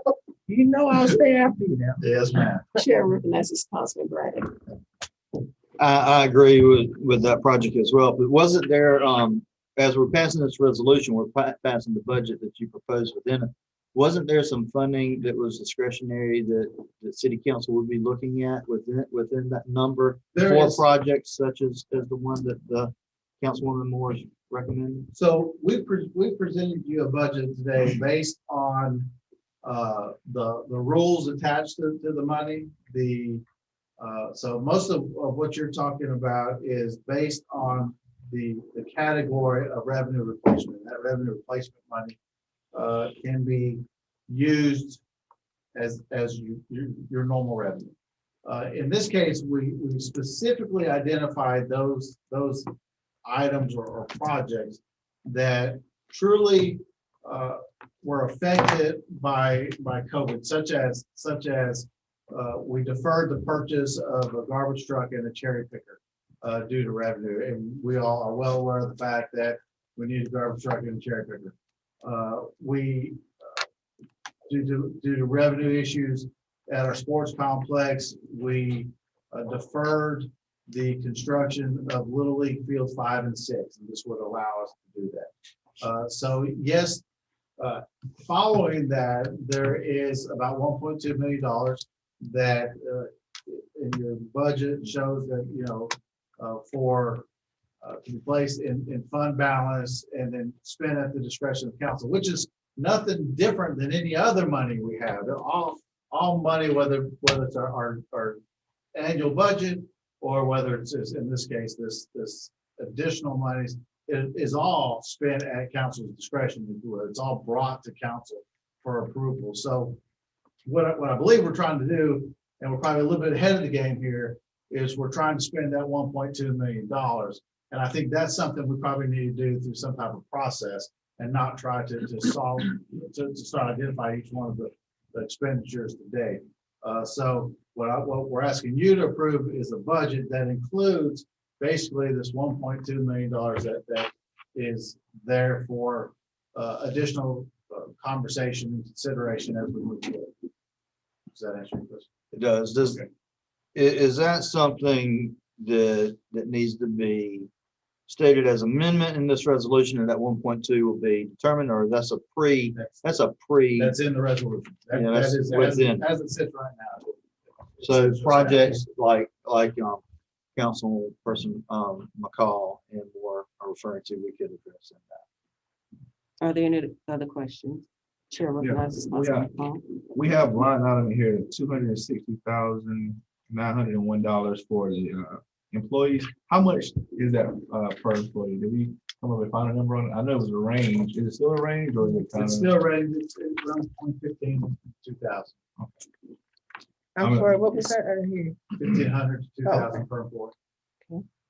And I'm in full support of that, and I think definitely making sure that we, reward those employees who work during this pandemic is very well thought of, and I appreciate Out of it. everything in that list, that's my number one priority. Yeah, no problem. Oh, yeah, definitely. And I appreciate your leadership on bringing this up. So thank you. Any other discussion? And based on that, I just want to conclude, just realize that the funds are there to replace losses that was sustained by the city. And as with any general fund, such as which is being requested now of particular shelters for the park, the council has the authority to ask staff to look at that, and they will evaluate, they will search the prices and get it set, and they bring that back before us. And understand we have that authority even throughout the year, even without this $1.2 million, which is telling us there. So if there's no further discussion, if you're ready for the question, all those in favor, please say aye. Aye. And those like signs, please do the same. Thank you, Mr. Yokin and Mr. Austin. We appreciate that. Next we have is resolution number 2021-24. It's a resolution approving the issuance by the Housing Authority of the City of Florence of a multifamily housing revenue bond and for Dillon Grade School apartments as required by section number 147F of the Internal Revenue Code in the aggregate principal amount of not to exceed $8 million. Do we have a motion? So, do we have a second? Second. We can now hear from Mr. Peters. Yes, ma'am. Madam Mayor and members of council, this is a little bit of a different animal, so to speak. This is not a bond being issued by the city of Florence. This is not a bond that has any impact on the city of Florence's finances. Instead, this is a bond that is being issued through the housing authority that was established by the city of Florence. And it's a little bit unique in that Dillon County and the city of Dillon do not have a housing authority. This is some funding that they were able to come up with a project that will be a great help in that area. And the housing authority, which was established by the city of Florence, was the closest housing authority to be involved in that project. The housing authority approved the project, wanted to be involved in it. The city of Dillon approved the project, wants it to go forward. But state law requires that since the city of Florence is the next in line elected body over the housing authority, that for them to get this, issue this bond and meet all of the requirements, the city of Florence is required to pass a resolution simply giving our blessings to that project. It's not an indebtedness of the city. It doesn't impact our taxpayers in any way, shape, or form. As you all might imagine, I've been at this a long time, as you can tell from the no hair and everything now. I'd never seen this before. So I picked up the phone and called Charlton Desisir, who's our bond attorney, and got Charlton to help me work through it. And we were both convinced it was fine. Also present here today, we have Sam Howell, who is the bond attorney working this bond issuance for the housing authority and the folks in Dillon. So if any of you have any hard questions, I'm getting them to them. But I do think this is it's pretty much a rubber stamp kind of process for us unless we looked at this project and said, oh my gosh, no, there's no way we're approving that, which I don't think there's any indication of that. I think it's a good project that the housing authority here is helping be accomplished over in the Dillon area. Any questions, I'll be glad to call on Sam or Charles. The chair recognizes Councilwoman Moore. Mr. Pearson, Yes, ma'am. I really appreciate your explanation because I was totally confused. Thank you. So, Chair recognizes Mayor Pro Tem. so we're not looking to put apartments over at south of the border now. are we? We're not. Okay. Any other discussion? Just want to say for my part that it's just showing Florence to be a good neighbor of helping a neighboring town. So if there's no further discussion, all those in favor signify by saying aye. Aye. Aye. Those opposed, like sign. Please let it reflect that resolution number 2021-24 has passed. Next, we have a resolution number 2021-25, a resolution formally commending Helping Florence Flourish for their dedicated efforts during the June 26, 2021 Community Clean Up event. Do we have a motion? Do we have a motion? Motion. Okay, I'll cut it in a second. Okay, so the motion is second. We can now hear from Mr. Davis. Thank you, Madam Mayor, members of the council. As was stated, there was a cleanup effort, a community cleanup effort on June 26th, and that was chaired by Councilwoman Barnes. And at this time, if it's your will, I'll turn it over to Councilwoman Barnes, and she'd like to make a presentation. Yes. We need to vote to approve it. We got a motion in the second. In discussion, any questions? If not, all those in favor, please signify by saying aye. Aye. Those opposed, like sign. Now the chair recognizes Councilwoman Barnes to make the presentation. Yes, I'd like to call.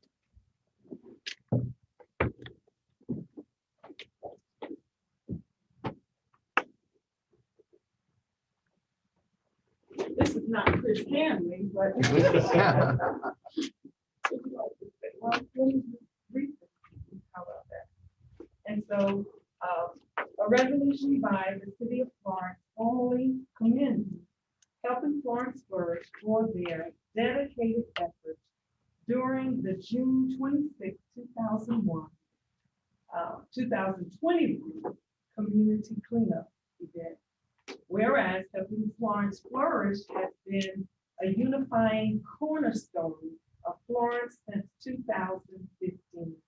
And whereas their volunteer service has empowered both the giver and the recipient and served as an example of good Christian, citizenship for all Florence citizens.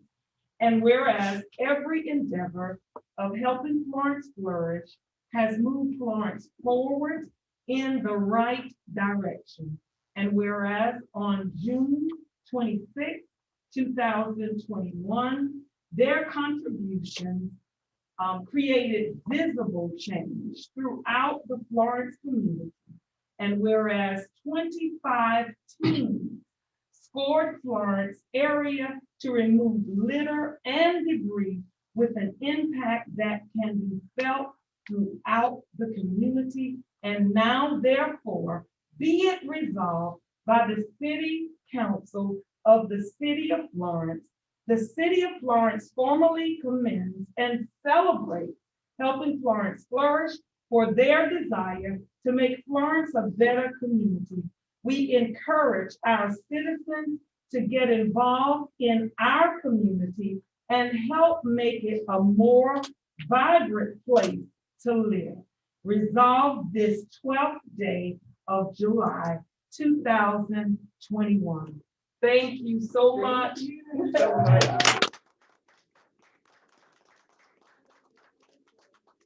Thank you all so much. I am JJ Span, and forgive me to have my back to you all. And I stand in for Chris Hanley today. He is our president and he is out. But he did have a message for you all. Thank you all so very much. Madam Mayor, City Council, I count it a privilege to know you and call you friends. And let me thank you for serving Florence, because that's what you all do. You all are servants. We pray for your leadership. We do, you all. We pray for you all. It's gotta be hard sometimes. Okay, that's my own little thing. Please forgive my absence, but I'm able to spend some precious moments with my grands this week. They rank very highly in his book, he said.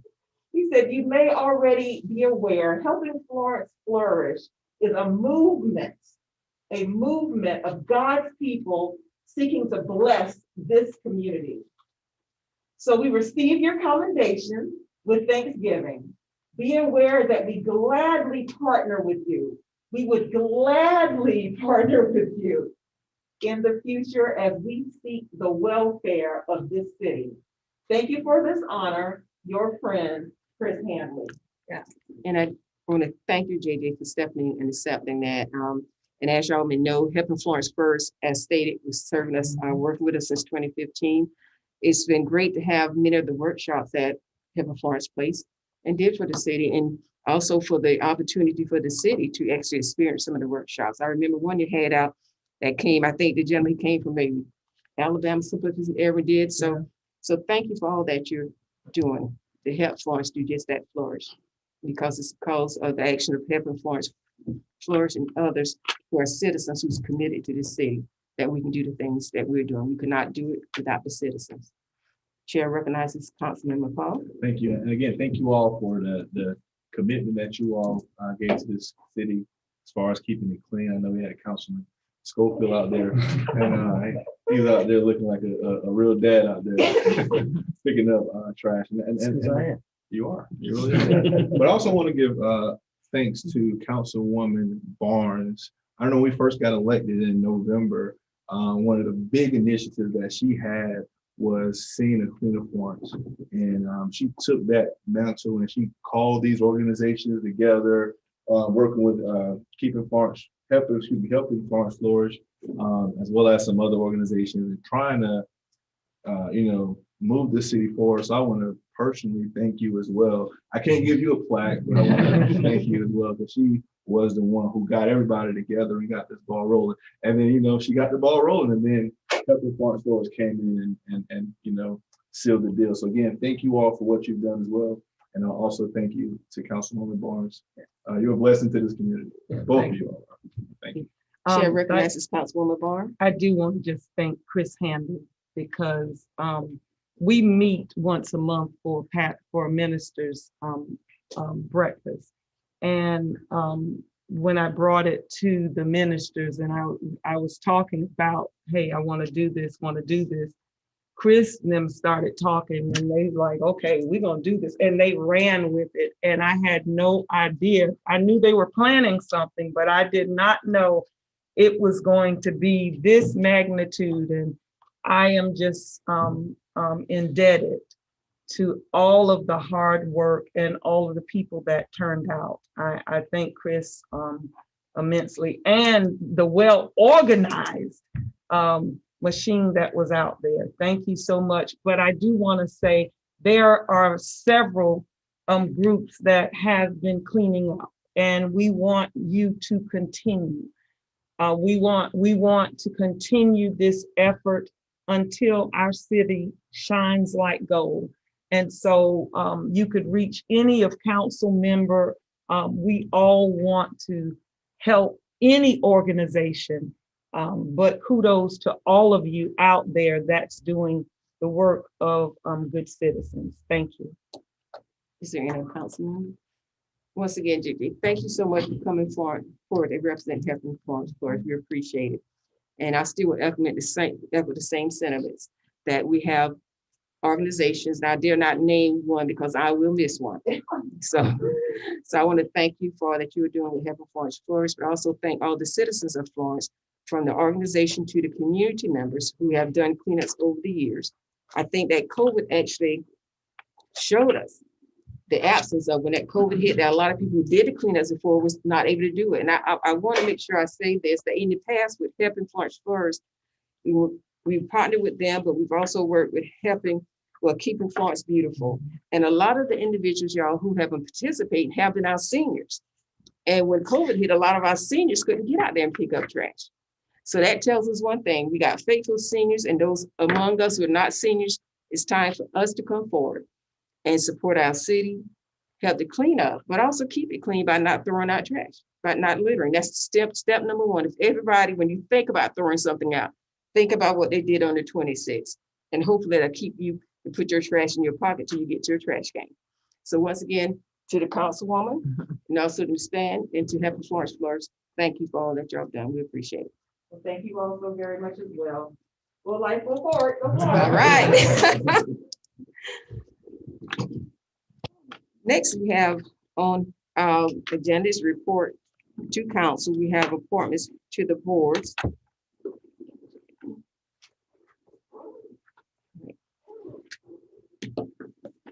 Scotty.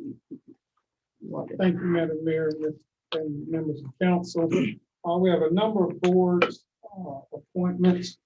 We'll start with our Accommodations Tax Committee. There are actually 4 vacancies on that committee. And the first council member to make a nomination is Councilman McCall. We have seeking reappointment. Councilman is Quentin Williams, Tim Norwood, and Larry Smith. At this time, I will nominate Larry Smith for reappointment. I will second. Are you ready? Any discussion? All those in favor of Mr. Larry Smith, please signify by saying aye. Aye. All those opposed, a like sign. Please let the record reflect that Mr. Larry Smith has been reappointed. And in that, the next appointment goes to Madam Mayor. And again, we have Tim Norwood and Quentin Williams seeking reappointment. We do have an applicant, but they're not eligible. So at this time, for my appointment, I will reappoint Mr. Tim Norwood, Hospitality. That's my motion. Second. Okay. All those in favor, please signify by aye. Aye. Any opposed, nay. And Thank you, ma'am. A third appointment goes to Councilman Schofield. Move to reappoint Quentin Williams. I'll second. We have a motion and a second. All those in favor, Mr. Quentin Williams, please signify by saying aye. Aye. Those opposed, like sign. Let it reflect that Mr. Williams, Norwood, and Mr. Smith has been reappointed. Thank you, ma'am. We also have Councilwoman Moore. We do not have any additional applicants for the position, and we do need someone from the hospitality industry. Okay, you asking me to do that now? Or you can defer. Well, I'm gonna defer for now.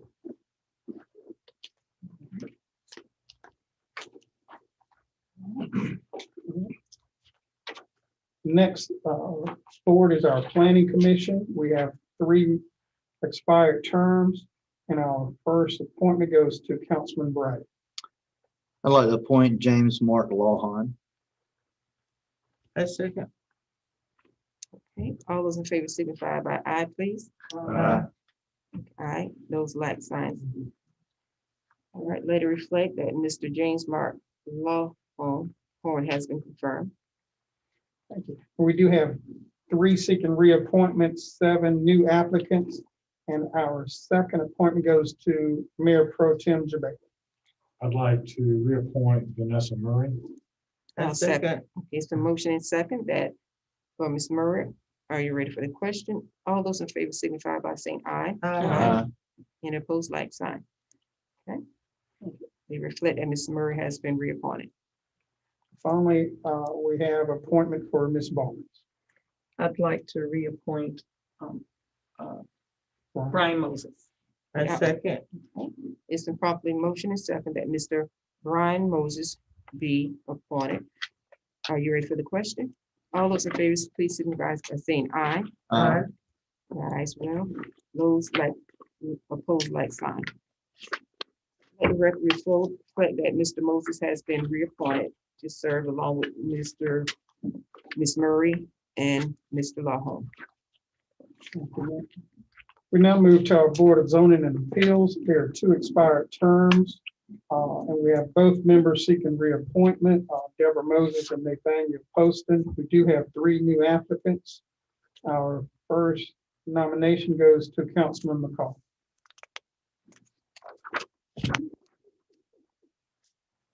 I'm gonna defer at this point. I'm gonna defer. Councilman McCall will defer. Now, second nomination goes to Madam Mayor. I will reappoint Mrs. Devorah Moses. And that's my nomination. Do I have a second? Second. Okay. If there's no discussion, we can call for the question. All those in favor, please signify by saying aye. All right. And any opposed, like sign. Let the record reflect that Mr. Devorah Moses has been reappointed, and also that Councilman McCall has deferred at this time. Our next board is the Design Review Board. There are 4 vacancies on the board. There are requirements for 2 persons actively engaged in business, commerce, or industry within the downtown district area. 1 for a historian that's knowledgeable in local history, and 1 an at-large city resident. We have Mr. Pierce Campbell seeking reappointment, and he does meet the at-large resident requirement. And we have 5 new applicants, 1 of which, Joey McMillan, meets the historian requirement. The others meet the actively engaged in business and at-large requirements. We'll start with Councilman Schofield. I'd like to appoint Bryce Ellington. We have a second. Second. Okay. All right. Any discussion or question? If not, for those for Mr. Bryce Everton, all those in favor, please signify by saying aye. Aye. Aye. Any like signs, please nay. Okay. Let it reflect that Mr. Bryce Everton has been appointed. Mr. Elvington meets the requirement for an at-large resident. So that is now taken. The next appointment is for Councilwoman Moore. I would like to appoint Dr. John Keith. Now second. Is there any discussion?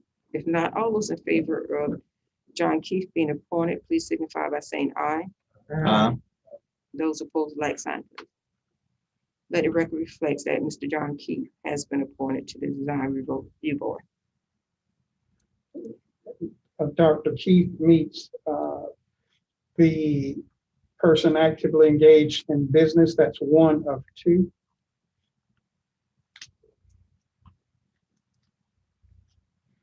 The next appointment is for Councilman Braddock. I'd like to appoint Joey McMillan. Do we have a second? Second. It's been properly motioned and second for Mr. Joy McMillan to be appointed. Any discussion? If not, all those in favor signify by aye. Aye. And opposed, like sign. Let it reflect that Mr. Joy McMillan has been appointed to the Board for Design and Review Board. Mr. McMillan meets again, B, the historian, and that finally leaves Mayor Pro Temp Jabali. Move that we appoint Ms. Randy Starnes. Do we have a second? Second. Okay, it's been motion is second that Ms. Randy Storm be appointed. Any discussion? Ready for the question? All those in favor, please signify by saying aye. Aye. Like sign. Let it record reflect that Ms. Randy Storms has been appointed to the Design and Review Board. Our next board is our Construction and Maintenance Board of Adjustments and Appeal. And Madam Mayor, all of the appointments fall to you. Thank you. I see. In that we need 1 layperson, 1 engineer, 1 mechanical contractor, and 1 architect. All right. We do have seeking reappointment Joe Linder and Chasnick Rivers. And do we have any other applicants? Our new applicants are Tommy Thomas. He meets the qualifications for layperson and architect. And Mr. Dale Mitchell meets the qualifications for a layperson. As a mayor to reappointment, I would reappoint Mr. Lindler, Mr. Rivers, and for new appointments, we have Mr. Tommy Thomas, who will qualify as for our architect. Okay, and then we have Mr. Darrell Mitchell, who would qualify as a layperson, correct? Correct. That is my appointment, and if there's no objections, I would like to do those appointments. As long as there's no objection, I won't. I just want to be sure that there's no objection. Here, no objection. Let the record reflect that Mr. Joe Lindler, Chadwick Rivers, and also Mr. Tommy Thomas and Mr. Darrell Mitchell have been appointed to the Construction and Maintenance Boards of Adjustment and Appeals. Thank you, Council. Next, we have our Housing Authority. There is one expired term there. Seeking reappointment is Ms. Linda Bacote. We do have two applicants, Eric Robinson and Castine Jones. That appointment falls to Councilwoman Barnes. Yes, I'd like to reappoint Linda Bacote. Linda Bacote. We have a second. Second. It's been properly motion in second. Any discussion? If not, all those in favor signify by aye, please. Aye. And opposed, like sign. Let the record reflect that Ms. Linda Bacote has been reappointed to the Housing Authority. Next, we have the Memorial Stadium Commission. There's one expired term there. Seeking reappointment is Mr. Derek Urquhart. That appointment falls to Councilman McCall. Yeah, at this time I'd like to reappoint Derek Urquhart. Do we have a second? Second. It's the motion is second that Mr. Derek Urquhart be reappointed. All those in favor, please signify by saying aye. Aye. Any opposed, like sign. Let the record reflect that Mr. Derek Urquhart has been reappointed to the Memorial Stadium Commission. Next, we have the Parks and Beautification Commission. There's one expired term. Seeking reappointment is Mr. George Scipio. We do have 6 new applicants, and that nomination falls to Madam Mayor. I would reappoint Mr. George Scipio. That's my nomination. Do we have a second? Second. Is the motion is second that Mr. Scipio be reappointed? Any discussion? If not, all those in favor signify by aye, please. Aye. And opposed, like sign. Let the record reflect that Mr. Scipio has been reappointed to the Parks and Beautification Commission.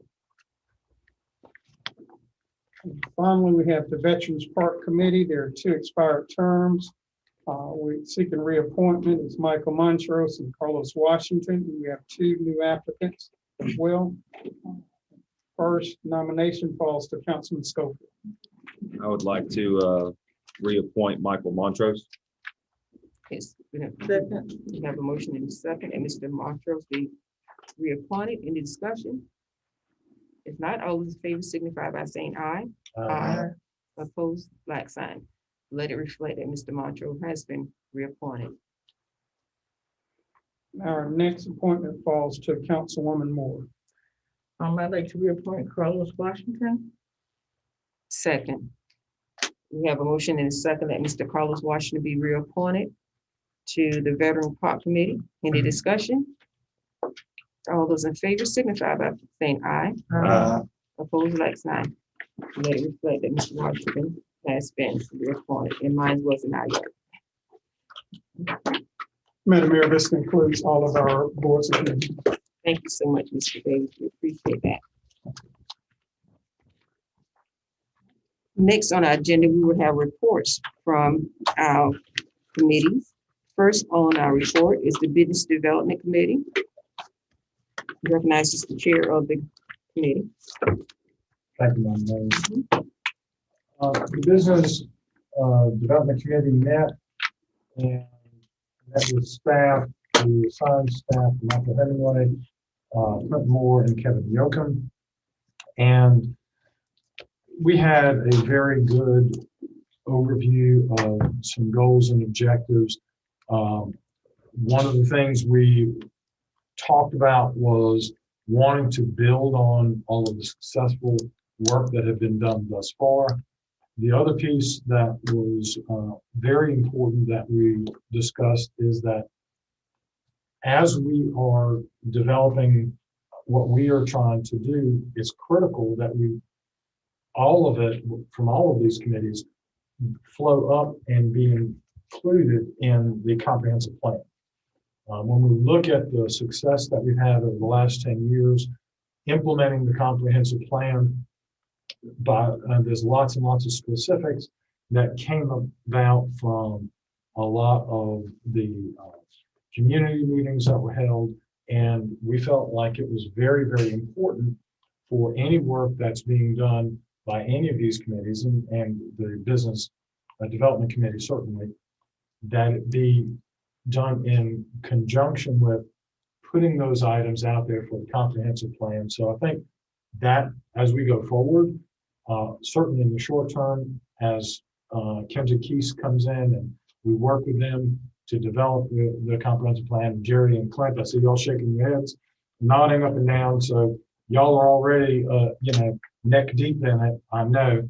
But that was one of the things that was very much on the minds of our committee, was to make sure that we work very closely to implement whatever it is that would be included in the comprehensive plan, so that staff will have it as a charge to be able to go forward and then bring items to us. We did speak about some specifics, working with Francis Marion. They already have the Kelly Center for Economic Development.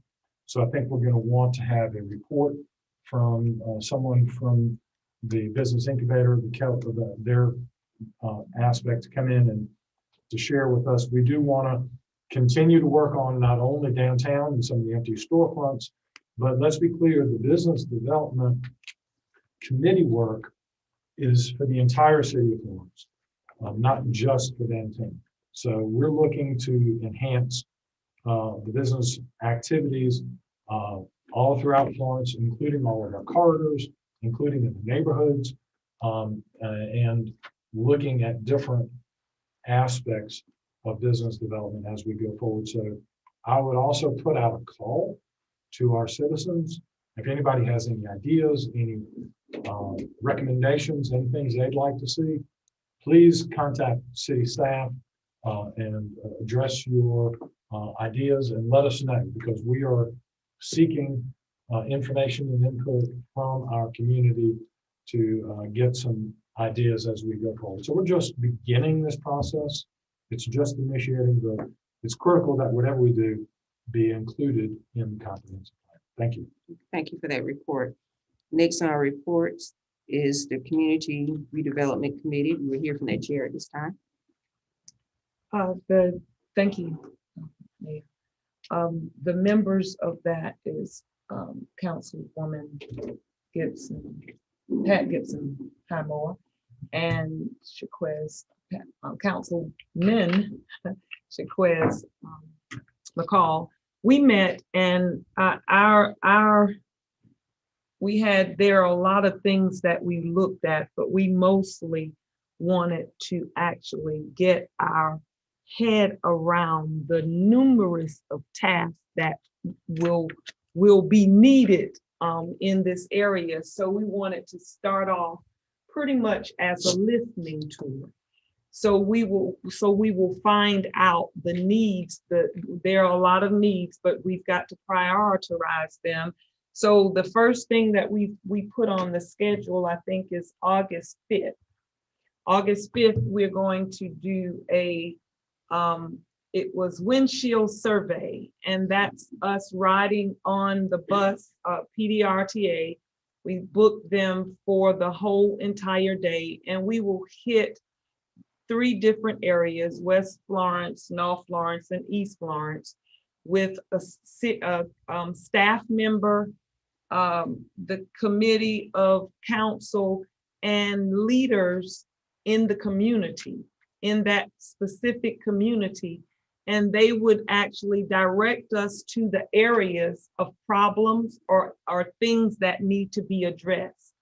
we will move, so we're gonna be asking, well, we're gonna be actually nominating those leaders from each area so that we can have in-depth conversation of what we will need. Of course, we will need someone from, when we say city staff, it will be staff, whether it be from the police area, whatever we need, parks and recreation, so that we can have the conversation of what we can do to help our community thrive. As of right now, that's the only thing that's on the table. We do have some other things that, and I think I can go on and speak about the meeting with the spiritual leaders. One of the other thing that we wanted to do, you all know we got a church on every corner, but we've got problems growing every step of the way in the community. And like I said, when I gave the this to expand, that we were meeting at the ministers' meeting, and one of the pastors said the community is a reflection of the church. And so my mind started thinking about how we can partner with the spiritual entities in the community, partner with the city so that we can resolve or help to eliminate some of the problems. We've got a mindset change that we've got to work on when we've got people that are trashing their own community, and we can't just point our fingers at them. There is a sense of hopelessness for some of them. So we need to partner with, we're going to need to partner with the schools. We're going to need to partner with the spiritual entities. We're going to businesses. We will be partnering with all of the entities so that we could help our communities to grow and thrive and be the great Florence that it's going to need to be. But those are the two things that we have on the table as of now. And Councilman McCall said, I like that, a listening tour. We want to listen to you. We want to hear what you have to say. Well, a lot of times we want to just point the finger at government and council and the mayor and say we're not doing anything. Right now, we want to hear from you. We want, because we all have a heart to fix the problems that are out there. So that's our first step in this community. Thank you for that report, Chair. Next, we have a report from the Marketing and Public Relations Committee. I will hear from that chair at this time. Thank you. Again, part of members of this committee is also Mayor Pro Tem Georgia Bailey and also Councilman Brian Braddock. We have our two superstars for our staff members is Miss Amanda Pope and Hannah Davis, two rock stars. I think. But what we primarily focused on was our first meeting was just trying to get, because I think the marketing and public relations our council is kind of broad, committee is kind of broad compared to the other two.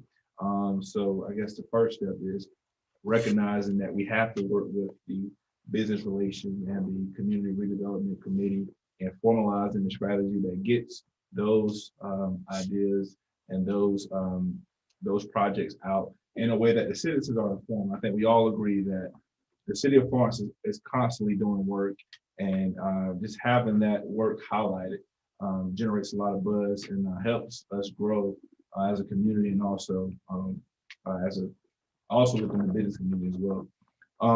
We also talked about branding. How can we possibly continue to brand the city of Florence as a city that's moving forward? I think we had some pushback on the full life, full forward. Sorry, I think we had a little bit of pushback on the full life, full forward branding. I think we're going to look at more ways to brand the city, because everyone uses a full life, full forward thing. The county, PTDRA, whatever. Everyone uses it. And I think it kind of, the city of Florence does not have its own specific branding tool. We want to look into possibly getting a more comprehensive look at that. In addition, we talked about taking a more proactive approach to annexation, similar to how Columbia does it, where we're in a reactive situation with annexation. We're essentially following developers, and once they actually be annexing, then we're essentially annexing the land in. It's kind of a cat and mouse game, but I think we talked about in our committee taking a proactive approach, even considering looking at maybe appointing or hiring someone as an annexation coordinator to help us reach that goal of at least 50,000 people in the city. We're definitely a 50,000 person city. We just annexation laws in the state of South Carolina is just so tough. So again, it's reaching that goal and through smart development, not just randomly going out and trying to get people annexed in, but through smart growth to make sure we have enough officers and enough firefighters to properly maintain that growth. Again, I think if we hit 50,000, I think we all agree that Florence is a different city. If we're to annex to 50,000, I think businesses will be more inclined to come into the city if we're at that 50,000. I think it grows our tax base. It also more headaches, of course, but it grows our tax base as well. And that's something that we also looked into. A few other things we looked into, we talked about, but it was kind of just more of a punch item list. It was our first meeting. And I think we're going to spawn off of those main pieces as we move forward. And yeah, that's what we have. Chair recognizes Pro Tem. Just to add on what Councilman referenced with regard to annexation, and this is more for the benefit of our citizens. The city of Florence, under South Carolina law, we are not allowed to just go out and grab and annex houses or developments or whatever. That's just, you hear about things like that, but those activities happen in other states. That doesn't happen in South Carolina. In South Carolina, you have to have 75% of a neighborhood request to be annexed. And so I think what Councilman Call was referring to is us being proactive in terms of marketing, knocking on doors, talking to people, meeting with, and I think some of that has already been taking place, meeting with neighborhood associations and you know, different folks, just to kind of educate them on the benefits of being in the city. So I think that's kind of honed in, and I don't know if you want to comment further. Yeah, definitely. Chair recognizes Councilman Paul. Yeah, actually, I was doing the annexation thing now, but in addition to what I missed is not only talking about residents and annexing the business, the residential properties in, also making sure that we can annex to the corridors. I'm not blaming the county, but there's no organization there. Parts of the city parts of Florence where the city is in control of the corridor, it looks a lot better. Parts of the city where the county is controlling the corridors, they don't look too good. And other cities that have the same problem as well. And what you saw happen was the city annexed themselves. They took proactive steps to annex to the corridors. And I want to, hopefully this committee can help us see, can we come up with some mechanisms or some routes to help us have that same end that get to the corridors. I hate for people to drive through Florence, and I can only recommend one or two places that actually come through Florence and have a good site. So annexation is something that this committee is looking into. I think Councilman Braddock will agree with that as well. Thank you to each of your chairs for your committee reports. At this time, we prepare to go into executive session. The items that will be discussed before we get to our motions will be.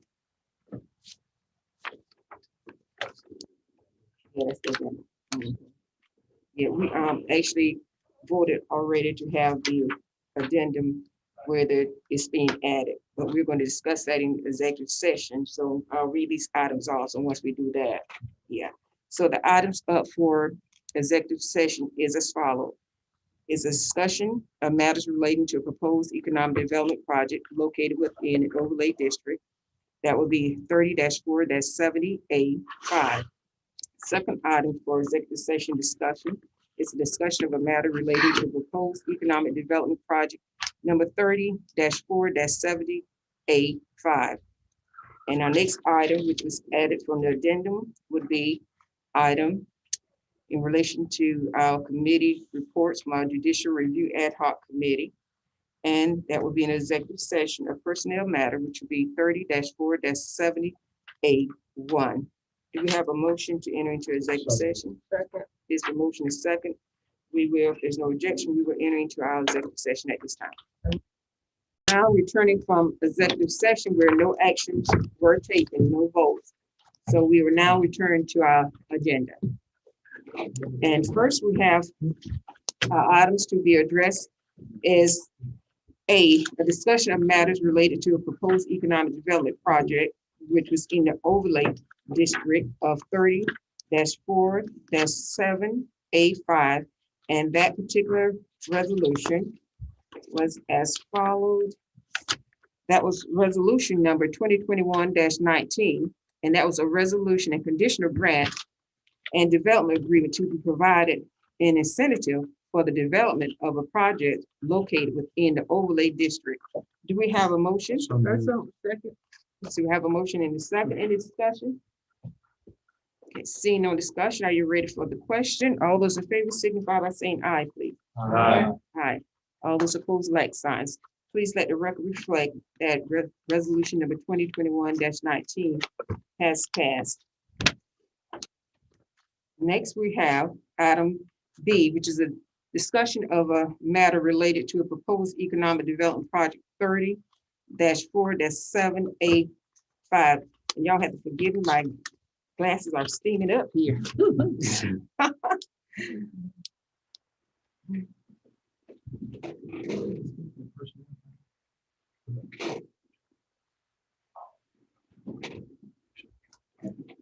Are you okay, Council? Yeah, with it? Yeah, okay, we're good. Okay, all right. That resolution is actually in relation to economic development as well. And that's a resolution to amend the conditional grant and development statement dated from March 25th, 2020 between the city of Florence and the Florence Sticks LLC. So moved. Second. We have a motion in a second. Any discussion? If not, all those in favor, please signify by saying aye. Aye. All those opposed, like sign. Last, we have an item which was added as an addendum is the report from our JD committee for personnel matter, which was 30-4-70A1. So at this time, we will recognize our judicial committee chair, Councilman McCall. Thank you, Madam Mayor. I want to first like to thank my two council members who also served me on this one. Councilman William Schofield and also Councilwoman Pat Gibson-Amore. They've put in a lot of work in this committee. They've done a great job, and I think I want to commend both of them on their efforts on how they serve, and I think they're a great representation for not only their districts but also for the city of Florence, and I think it's a blessing to have them serve this city. But at this time, we have 5 recommendations to council. The first is to recommend reappointment of Judge Rangley Bailey. Rangeley is a lawyer in my office, and as such, I need to recuse myself from a vote on Rangeley. So if there was something for me to sign, I'll be happy to sign. So we have a recommendation for Judge Bailey to be reappointed. Do we have that motion? So, Second. Did it somebody make a motion? So moved. So Councilman Schofield is motioning, Councilwoman Barnes is seconding. Any discussion? And again, I want to make sure we're recommending them for 2-year terms. Any other discussion? If not, all those in favor of the reappointment of Judge Bailey, please signify by aye. Aye. Opposed, like sign. So reflect in our records that Judge Bailey has been reappointed. Well, yeah. All right, next, I would like to, the committee would like to recommend Judge Nick Lewis for an additional 2 years. Motion. Sorry. So moved. Okay. It's the motion and second. Is there any discussion? And just for the record, so the public would know, these appointments, according to our laws and guidelines, are for 2-year terms. So we don't have to restate, but this will be for 2-year terms for each one of the appointments. So is there any other discussion? If not, all those in favor of the reappointment of Judge Lewis, signify by saying aye, please. Aye. Opposed, like sign. Let it reflect that Judge Lewis has been reappointed. Next. Next, we have Judge Lloyd Wilcox. We'd like to recommend him for a 2-year term. Motion. Okay. Second. So we have a motion and a second that Judge Wilcox be reappointed for a 2-year term. Any discussion? If not, all those in favor signify by aye. Aye. Any opposed, like signs. Let it reflect in the records, Judge Wilcox has been reappointed. All right, next, the Judicial Committee would like to recommend Judge Linwood Edwards for another 2-year appointment. So moved. Second. Okay, let it, okay. Is there any discussion? You have a second motion and a second. No discussion? If not, all those in favor of Judge Edwards being reappointed for a 2-year term, please signify by saying aye. Aye. Any opposed, like sign. All right, lastly, to fill the vacant judicial seat that was once held by our very own, the Honorable Tam Giles, the committee would like to recommend Attorney Alicia Lewis to be appointed to 2-year term. So moved. Second. Okay, so we have a motion and a second that Alicia Lewis be appointed to a 2-year term. Do we have any discussion? If not, all those in favor, please signify by aye. Aye. Opposed, like sign. Does that conclude your report from the Judicial Committee? Yes, ma'am, it does. Reviewing our agenda, this is all the items that we have on. Do we have a motion to adjourn? Motion. Second? You have a second? Second. All those in favor, aye.